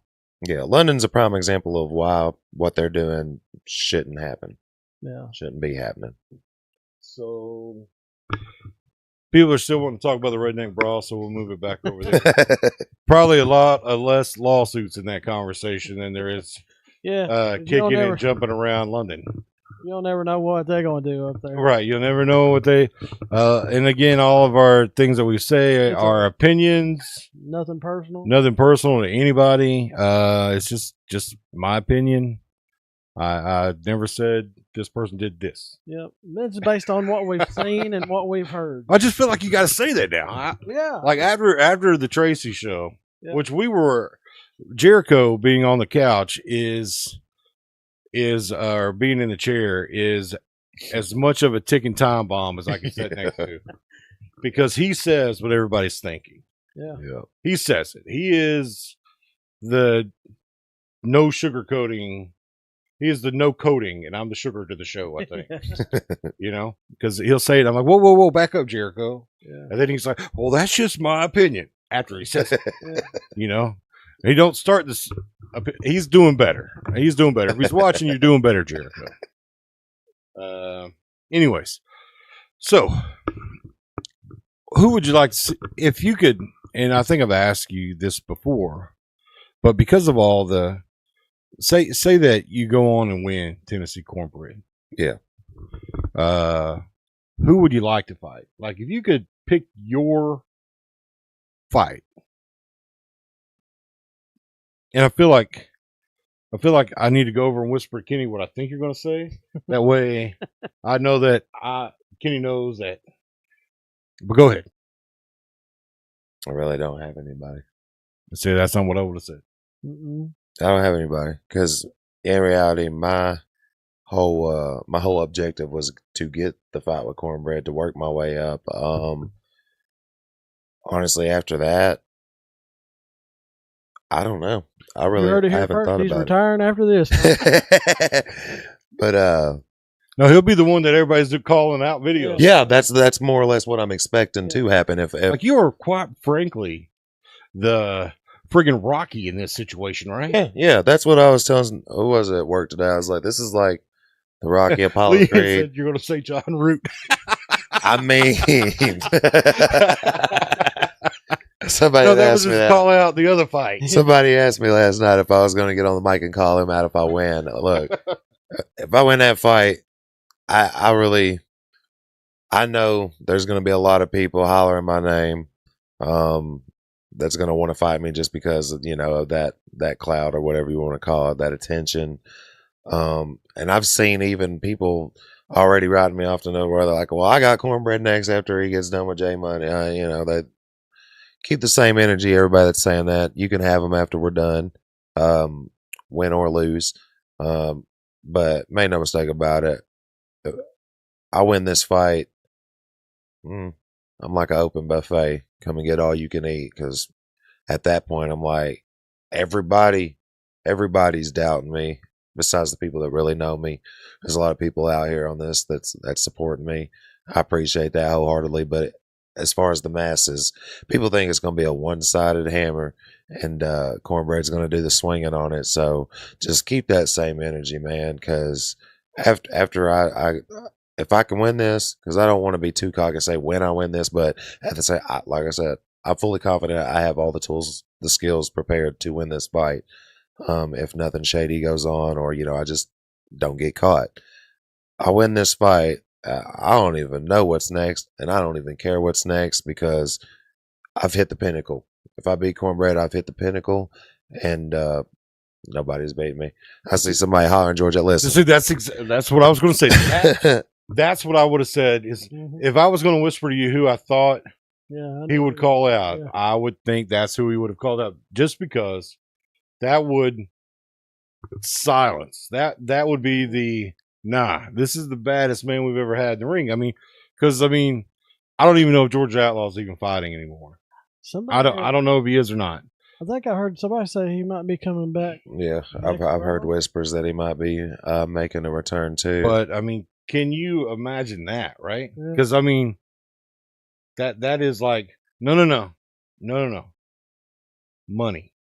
Yep. Yeah, that would be an interesting fight. That would be a pick 'em right there because George Outlaw's he's good.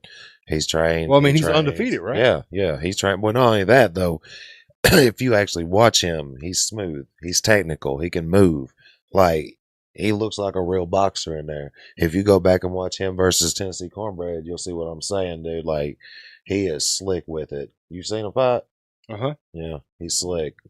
So that would be a really good fight. Well, that's who I thought you would. Well, I'll be honest. That my thing is, man, I don't like getting into these being outweighed by 100 pounds and stuff like that.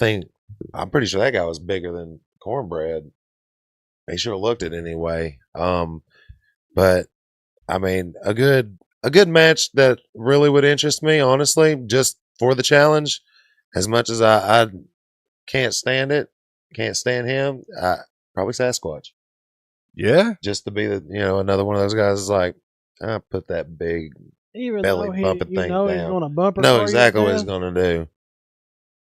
Even though I know what he's going to do, I feel like, you know what? I can shut that down for him. Like, Well, see, even like, and I don't mean to talk about the Big R fight a whole lot. Mm-hmm. But Big R put him down before Yeah. all the pushing started. right off the rip, Yeah. first punch. He's a big boy, but I'm telling you right now, that jaw of his made of glass. He got a glass chin. He's one of those. He don't want to get hit. He really don't want to hit. He don't want to get hit in the face. He gets hit in the face. Look what Cornbread did to him. Well, I mean, that's kind of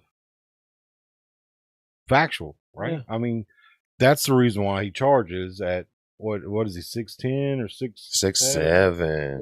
Oh, Yeah.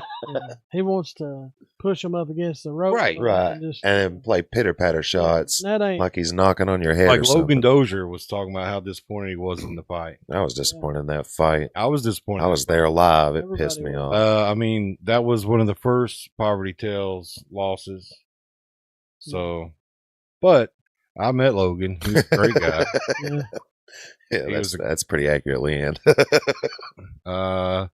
He was a great guy. And I hated that. Like it didn't look like he stood a chance. And what's crazy is there's so much video about Sasquatch. Everybody knows how he fights. Yeah. I mean, he may pick something different for Frankie, only because he is so big, and Frankie's swinging up the whole time, right? Mm-hmm. So I mean, he may do something different in that fight. But when they pin him up against somebody like Big R or Logan, because Big R, he's what, 6'4", 6'5", ain't he? Mm-hmm. And Logan, 6'4", 6'5", something like that too. They're both big, heavy guys. That's what he does. He just charges. Yeah. And I mean, listen, I understand. Like, if that was a real fight, Mm-hmm. I'm all about it. I don't mean. I mean, like, if that was not in a ring fight, I'm all about it. Yeah. Do that. Do whatever you got to do. Win. I mean, Kenny will bite your wiener off to win. Buddy. Well, I'm just saying. I said in a street fight situation. That's what I'm if you talking got me about. pinned down, I'm close to something, I'm biting it. That's I what I'm guess talking about. If you got it there, Well, that's that. Well, then I'm being accurate. listen, I'll just tell you, I only got 60 seconds of good air. All right, that's so me I'm gonna too. make probably. it count. That's me too, and that's what I'm saying. If Sasquatch was fighting somebody not in a ring, then I'd get he would bum rush him, overpower him, do whatever he can, because he doesn't have technique, but he has size, and that's what you do with size. Yep. But yeah. Anyways, money versus pedos. 100%. Now, is he talking about the guy that they found out? I think Another promotion. I think he's talking about London. Oh, next question. Let's not touch on that. We're gonna talk you don't about want that smoke. Speaking of the pedo people, did you see where the No, we're not. We're not talking about London. Man. I done said that, No. Kenny. Talk about it on your damn show. No, not London. Okay. This was the what was that? 606 Pred Hunters. Some guy posted that they didn't indict one of their catches. Oh, yeah. What about like entrapment or something? They're Yeah. saying like what? I was like, that's not good. But anyway, Somebody's like, he pleads the fifth. The other person's like, no. We done got some name dropping going down. Anyways, we're not talking about London no more, guys. We're not talking about London. Disclaimer: we didn't say any of the things that got said in the chat. All who want some, come get some. All who want some can come get some. So that's so we'll just leave that there. There it is. It's like having Jericho in here. It's like 2 times Jericho. Jericho be over there like, hold on, hold on. Jericho on both sides of me right now. He'll be over here like, what's that say? Say it, Money. Yeah. Say it, Money. Jericho said, make sure you and Money give Paul heck. Yeah. Since I'm not going to be there. So, anyways, Very excited about that fight. Very excited about how all the fights are looking like. It feels like a pretty beefy redneck brawl this time. There's some good fights. There'll be some good fights. Yeah, there's some beefy people fighting. Yeah, there is. Was that toothless guy? Look, like that's his. Oh yeah, that's what they call it, him, right? Toothless Assassin. The toothless assassin. Hey, he fought Bingham, ain't he? Jason Bingham? Yeah, like a Yeah, let's go, Jason Bingham. I want to see you get it in. Smoke Show Joe like and those, Big Daddy T. Those are some big guys. Yeah. I mean, and that seems awesome. Like, and I don't know how to say it politely. Just say it.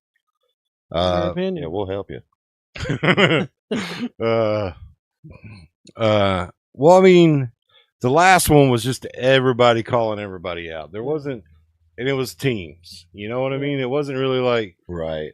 beefy people, experienced fighters, or people that look like they've been in prison fixing to kill one another, like this one looks like. Yeah. You know? So that's about the most polite way I can say it. Yeah. You know? You know. Oh, okay. Who we got? Aaron New here.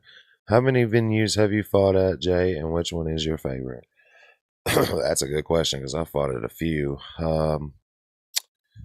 Georgia? And let's see. My very first MMA fight, we actually fought at a fairground. That was legit crazy. Adair County, I believe it was, or no, Clinton County. I've also fought at the Adair County Fairgrounds. I fought in Shepherdsville. I fought in Bowling Green. Shoot, man. I've been around places. I'm trying to think of where else I've been. I wish Jonathan Briley was here. He could help me with that. But if I got to be real, my favorite venue had to have been Knoxville, and that was just a simple fact. Like I had said this before. So, like when you get into these MMA and boxing shows and stuff like that on the small scenes, you'd be lucky to draw a crowd of 1,000, even 500 people sometimes, man. But there was no feeling like just being in Knoxville for the Redneck Brawl, going from just a bunch of fighters in the arena to walking backstage and all of a sudden walking out and seeing, I mean, a whole arena packed out. And it was like that in West Virginia at the show, the Big R's first fight he had. I went there when Logan Dozier fought not Cornbread, but Sasquatch. And CJ Akers, right? Yeah, CJ Akers.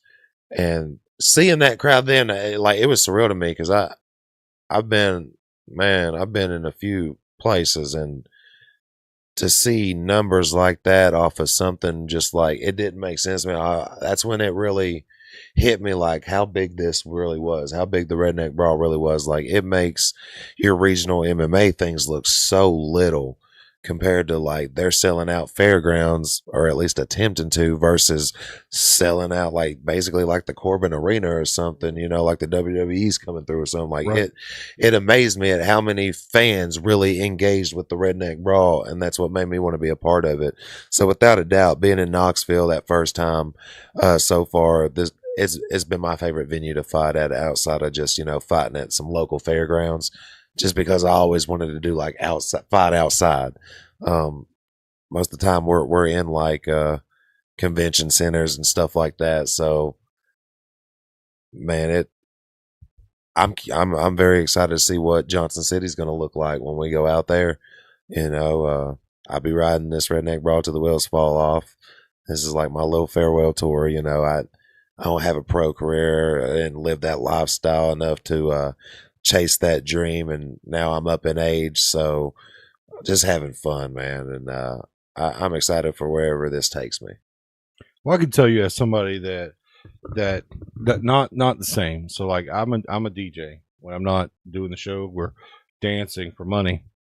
That's right, I get paid for doing that, if you guys didn't know. Little skimpy outfit. So I do weddings, and you know, there's maybe 100, 200 people at some weddings, you know, and I've done some where there's been maybe 400 or 500 weddings. But yesterday I was in Danville doing balloons over bluegrass, and it was 30 acres of people, thousands. And I can tell you that was my favorite opportunity.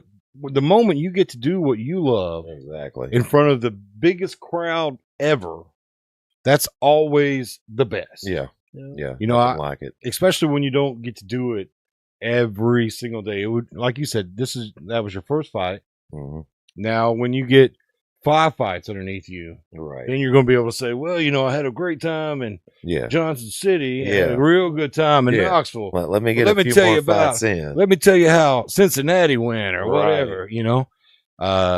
When you get on that main stage in front of a ton of people, then it's just different. It's just different. Can we go back up to the question somebody was asking about cornbread on short notice? I wanted to see what exactly they were asking. It won't let me scroll up on that, but find it. If you don't care whoever sent that question, I only caught the back end of it. Michelle, to answer your question, I seen a minute ago. So I don't do a whole lot of teaching. I don't care to teach every now and again, but I'm more of the go to the gym to train. Now there are times where Jonathan does need people to step up and take over some classes and that. Now I'm not really a big fan of coaching, unless I do now I will teach and coach at like the jiu-jitsu tournaments or stuff like that, like help corner fighters and stuff like that. But as far as in the gym, I'm the student always. I always want to be the student. I don't want to be teaching. My goal is to learn everything I can to be the best I can, and Still spinning, Lee. whatever I can do to pass that on, I will. So, Era New said, do you think that, let's see, what are you doing now to Yes. prepare for the Tennessee cornbread? Anything different while you're on a short notice? No, because to be honest, my training's always the same. It's always going to be the same, and by that I mean I go to the gym, I'll do my road work, all that. I get my sparring in, and the beauty about being in the gym is you get all different shapes and sizes of people to spar with. I got guys in there bigger than cornbread to spar with. I got guys the exact size of cornbread to spar with. But one thing, and no disrespect to cornbread, but I got guys that are better than cornbread to spar with. And I think that's going to be just the big difference in this fight is that, you know, I fight guys that train to fight, not taking nothing away from him. He's, you know, he is who he is for a reason. But at the end of the day, it's like Denver Baker said to me earlier today. He said, this is going to be your toughest fight. He's got a lot of power. I disagree. Because one, I've had tougher fights from people who are trained fighters. Somebody who's not trained years and years and years, to me, that don't make you tougher than them if you lift weights or CrossFit or whatever. And I'm not knocking that by any means. I'm not. I tip my hat to anybody that stays in shape doing it. But there's a difference between lifting weights, CrossFitting, and actually being in a gym every day, learning that craft of fighting. So to me, I fought tougher for that. As far as the power goes, I have absolutely no doubt Tennessee Cornbread has hella power. The only problem with that power I have is he does not utilize it correctly. So if he finds a way to put it out there and make me pay for that, so be it. But in my eyes, I take power every day from Jake Mosley, Donnie Osborne, Josh Denham, guys who train every day. These are champions in real fighting, real kickboxing, MMA. These are real guys that know how to throw a straight punch, that turn their hands over when they punch. These ain't axe throwing punch guys. Like you have less power throwing that way than you do actually throwing straight punches. And to be honest, I think Muhammad Ali said, "What, float like a butterfly, sting like a bee. You can't hit what you can't see." So we're gonna see if we can make him miss, and I'm gonna dance. This fight might turn into something like a Floyd Mayweather fight, where I'm sticking and I'm moving and I'm getting out of the way. If that's what I have to implement to win, so be it. Some will call it boring. I call it a strategy. A lot of people didn't like Floyd Mayweather for that, but at the end of the day, You don't see him stuttering when he talks, and yeah, he talking like that because he But he ain't can't read. cussed. But he can't read. He never could read, so we'll leave it at that. He never could read. Somebody But- said buy you a Harry Potter. Was it McGregor? Yeah, yeah. 50 Cent. If you could read one full page of a Harry Potter book, nigga. I quote that more times than I should, honestly, actually. But yeah, at the end of the day, there's nothing different in my training other than, we're coming in on short notice, but the beauty of that goes for what Jonathan Barley always says. If you stay ready, you don't have to get ready. I stay ready. I've been in the gym. I know this Joker guy that has been stalking me forever and talking about I'm running from him and all this stuff he's talking about. He'd always been like, oh, J Money, look at him. He's out of shape, bro. He better get in the gym. Brother, you were trolled the whole time and didn't even know it. You lucky you didn't get this fight. You were trolled the whole time. I've been in the gym. I love how your estimation of somebody not in shape is somebody who's got a little weight on them. Like, having a belly don't mean you out of shape, brother. Bragging because you skinnier than me or you're taller than me, that don't make you in shape. You're not in shape because of that. I seen your videos. You hit the bag for 10 seconds and gassed out. Shut up. You ain't even got no teeth. Mouth looking like you dropped it like a drop piano from Looney Tunes or something, brother. Oh my God. Sorry. Well, yeah, the Aranu called it. Well, and I think that's a good strategy, anyways. I mean, the idea is to like heavy, hit hard. That is the exact strategy right there, Aaron. That's how I fight. If you'll go to ask anybody about my gym, how I train to fight, that's what I do. I get mine and I get out there. You come in, I'm ducking, I'm bobbing, I'm weaving, I'm parrying, I'm slipping, and I'm bringing counter shots back with it. You throw the right hand just like, hey, you seen Crazy Shady. He threw the right, I knew it was coming. He threw the right hand, it was a slip, left hand, missed a couple shots, stepped off with the angle, 2 hooks. He didn't know what happened. He was looking up at the heavens. Well, and I don't mean to say the obvious, but all it takes is one slip. All it takes. I mean, you could put the same 2 people, fight them 5 times. One's going to win 3, one's going to win 2. Yep. It's just about catching a mistake. Yep. I mean, obviously dominance is 2 similar fighters anyways. I mean, you're going to have somebody like this Frankie and Sasquatch 5 out of 5 times. Sasquatch wins that fight. Yeah. Yeah. Oh, yeah. I don't know. I give him 1.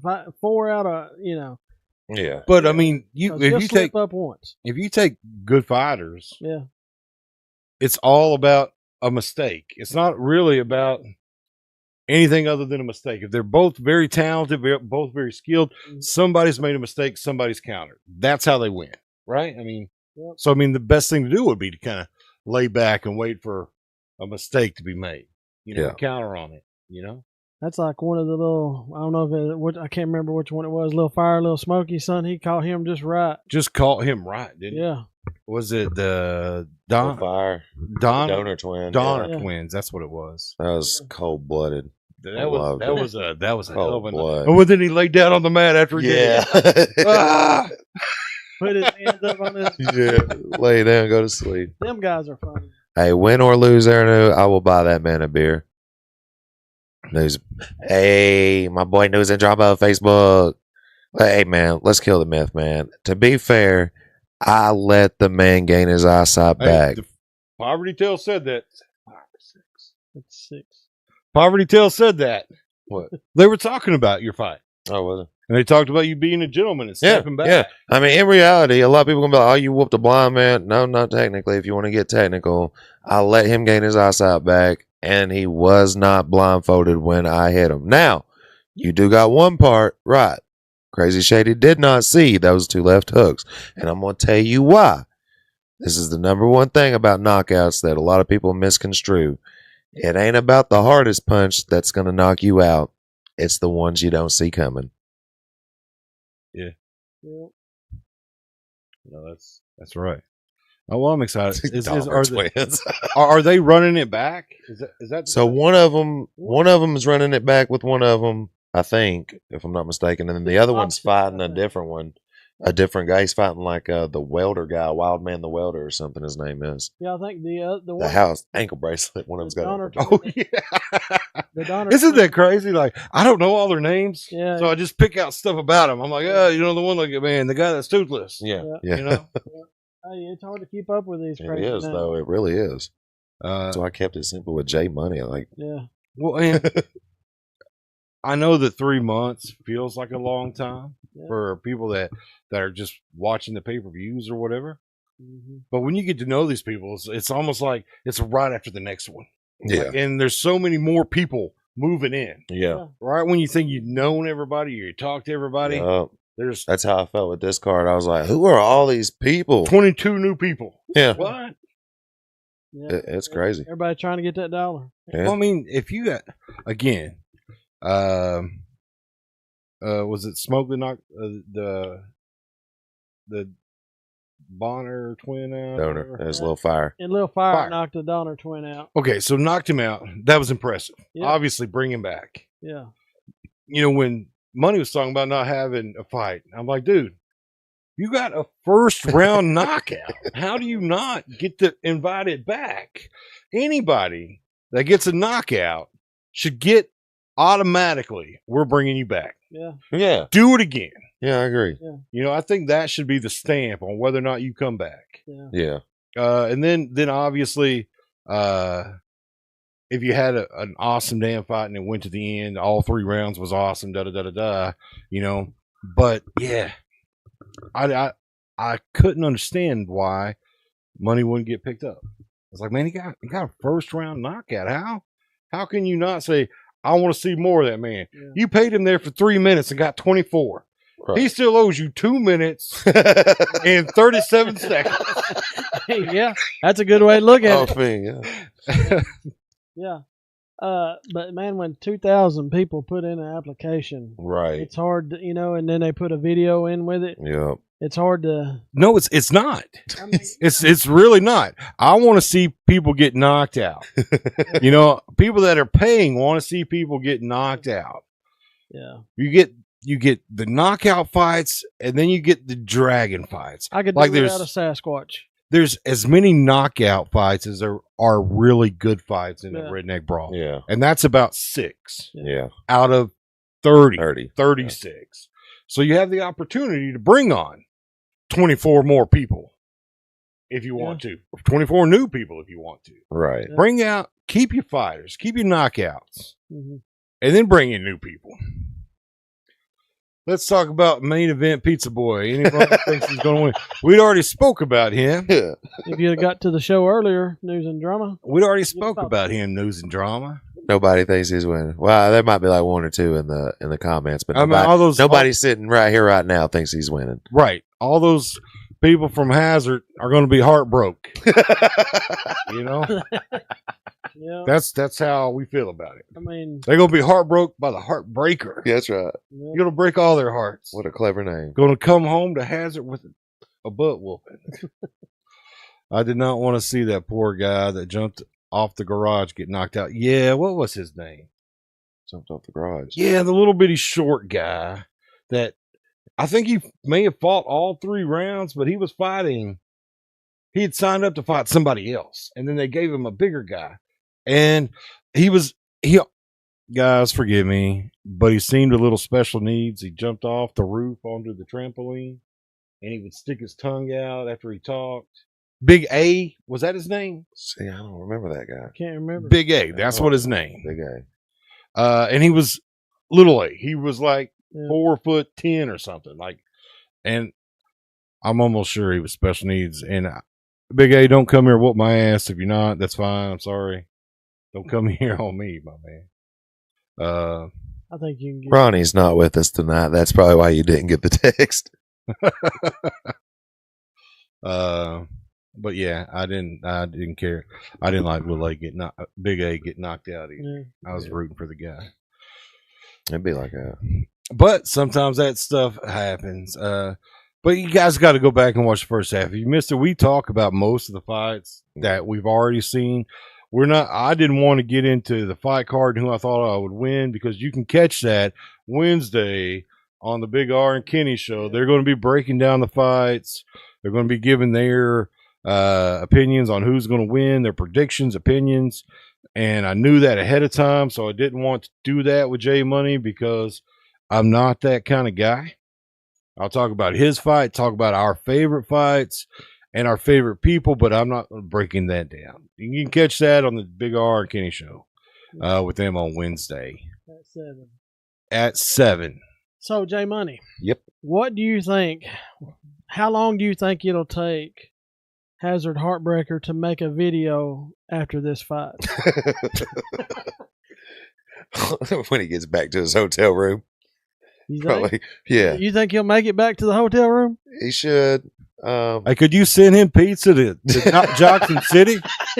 I watched that video and I'd like to see another one. I'd like a repeat of that video. It's either going to be a broken heart, sorry I let the fans down, or a pissed off trash can full of excuses. I was cheated. Trash can full of excuses. I was cheated. I was looking left and he hit me with a right. I was cheated. Yeah. He was looking at the pizza in the crowd. He was looking at that 606 for it attached to his hand. You think he'll hit him so hard it'll leave a 606 on his head? I think he's going to get some. I think he's going to get pretty banged up. I do too, because unless he just gets a he is one-hitter worked quitter. up. Like I've not Big seen. live. I've not seen Big Rick on the Facebook as much as he is. He is pissed. He's been live every day 3 weeks talking about Hey, this. Big Rick, if you listen and listen, the angry mind is a narrow mind, so forget all that when you get in there and just do what you got to do. Don't go in there pissed off. You start swinging for the fences and things might not work out. Just stay calm, cool, and collected. You say what you got to say and do all that, but when it's time to go dance, baby, keep that mind as clear as possible. Yeah, Big Rick, treat his face the way you treat your face. Yeah. But do you think they will shave his head in the ring?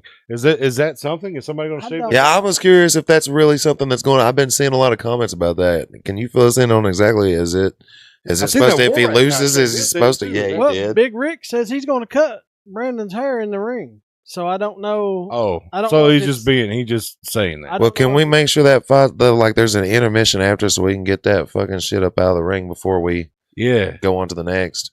Because it's probably not going to be the main event. So yeah, that's going to be something if he cuts some hair. That'd be some shit. Well, it would be cool if that was part of it. It may be. We don't know. Yeah, that's what I'm saying. Like you shave his head if he loses, Brandon, or you shave Big Rick's back. Ain't as much hair going to be in the ring. Yeah. Well, leave the back shaving out of the ring. Go do it over there with Billy or something. Again, love the guy. I'm just saying. He's on the Redneck Brawl promo, pretty sure. Holy shit. Oh, wow. Okay. Okay. Hey. So right after the fight, Greasy shave it outside the ring. I said Chris said it's okay. Okay. Well, let's drop some trash bags or something. An interesting show. Yeah, it is. Jeez, oh Pete. The guy's going to go from a 4 to a 2 in front of everybody. I think you're being modest. I'm giving the guy 2 points just to keep it from zeros. Oh man. Brandon said on a live one day that if he loses, then Big Rick gets to shave his head. Listen, he's got, again, I've said this, and if you not believe me, go back and watch the show. He's got great content. I love watching him. You know, I think he's made a mistake saying the things he did about Rick and stuff like that. Yeah. And I don't think he's going to win, but I don't hate the guy or nothing like that, you know. Well, that's the one thing. A lot of these guys are friends. You know, a lot of them, you know, they see each other out. Even there, they'll be friends. Yeah. But if you've got somebody calling you a B, I mean, how can you respect that dude because he ain't respecting you? I mean, you know, Rick even said, hey, before all that, he said, I would have bought him a beer afterward. Yeah. But he said, no, that ain't going to happen. Trainwreck better tape her elbows so she hits hard. Screw them boozers. Tracy's watching, so she can read that comment. I just read it. Listen, is she matched pretty close in size with who she's fighting with? Who trainer at Tracy? Yeah. I am not sure. Yeah, kind of. Think- Kind of. Yeah. She's fighting that first class white trash girl. Well, I know. I hope things work out for Tracy. Oops. So yeah. Anyways, guys, I'm really excited to watch the show. What's his content? Walking the streets, yelling, "I'm Hazard Heartbreaker main event." Haven't seen any other. Listen, I've seen a video of him eating a damn pizza, and ever since then, I've been trying to catch every live that he's been on. Yeah. He said, ain't no pepperonis on it. He said, it's just got him jalapenos and cheese. And I'm going to eat it anyways. Yeah. Yummy news and drama. That was so Oh, crazy, my guys. God. Go watch that content if you haven't seen it. If it's still on there. real. It was funny. I mean, Hey, and if you could send him another pizza to Johnson City and ask him to eat it on camera for us again, that'd be fantastic. Big Rick's gonna whoop him bad. I got this fight. Don't worry. Oh, we hope so, Tracy, and I mean that. I sincerely. I want everybody to do well.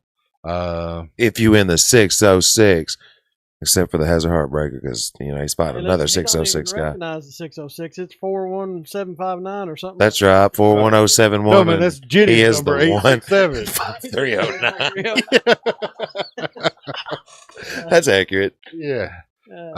So guys, Redneck Brawl, August 15th, this Saturday. Catch the weigh-in live. They don't charge anything to watch the weigh-in live on YouTube. Go to their YouTube channel, Redneck Brawl on YouTube. You can catch it. They normally do it around 7, and it's on Facebook too. Check out their get an idea of who you're picking, who you're wanting to win. Also, like I said, Big R and Kenny are doing a breakdown, a Redneck Brawl breakdown on their show Wednesday at 7 p.m. On the Big R and Kenny show. You can check that out. And make sure to catch the show on Saturday. Guys, I think it's about, it's either $25 or $30. And you can buy it for one time, or you can get the subscription for the entire month for the same money. I'm pretty sure it's the same money. Yeah. Mm-hmm. Once you buy it, you get like a 48-hour replay.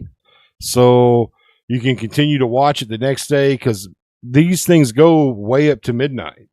Like, I think the last one was midnight or a little after before it was over. So get it. If it was me, I would get the subscription. That way you can go back and watch some of the other fights. So some of your favorites that are fighting this time, you can go back and see some of their other fights. They have every Redneck Brawl available right there. When you get the subscription, you can go back and watch all of them. And again, it's nearly the same price as renting it for 24 hours. Yeah, but you got to make sure you cancel the subscription, or you get No, you don't want to cancel the subscription. You're going to want to keep it. Going to want to keep it, because they do put out some stuff through there periodically for you to catch. Redneck Brawl has its own app on the Roku TV. That's what me and Leanne use at home to watch it. So please go out, watch it, go out, support these guys. You full on sponsors, right?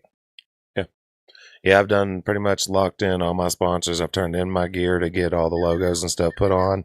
But I mean, if you just want to throw donations out and stuff like that, you can get with me. I'll give you shout outs or whatnot. But as far as logos and stuff like that, the time's expired for that. So yeah, if you would like to sponsor J Money, just reach out to him on Facebook. He can tell you, like I said, he's doing shout outs. He's actually already turned in all the photos of the sponsors for his truck, so you can't do that now. But a little bit of cash go a long way and help a guy out. With that said, guys, we are out of here. I think we have Kennedy Reed on our show Friday. She's an American Idol finalist. She will be doing a show Saturday at Kenny's here in Corbin. You don't want to miss it. She's great fun, good to be around. She'll be on the show Friday. With that said, good night. Thank you for watching.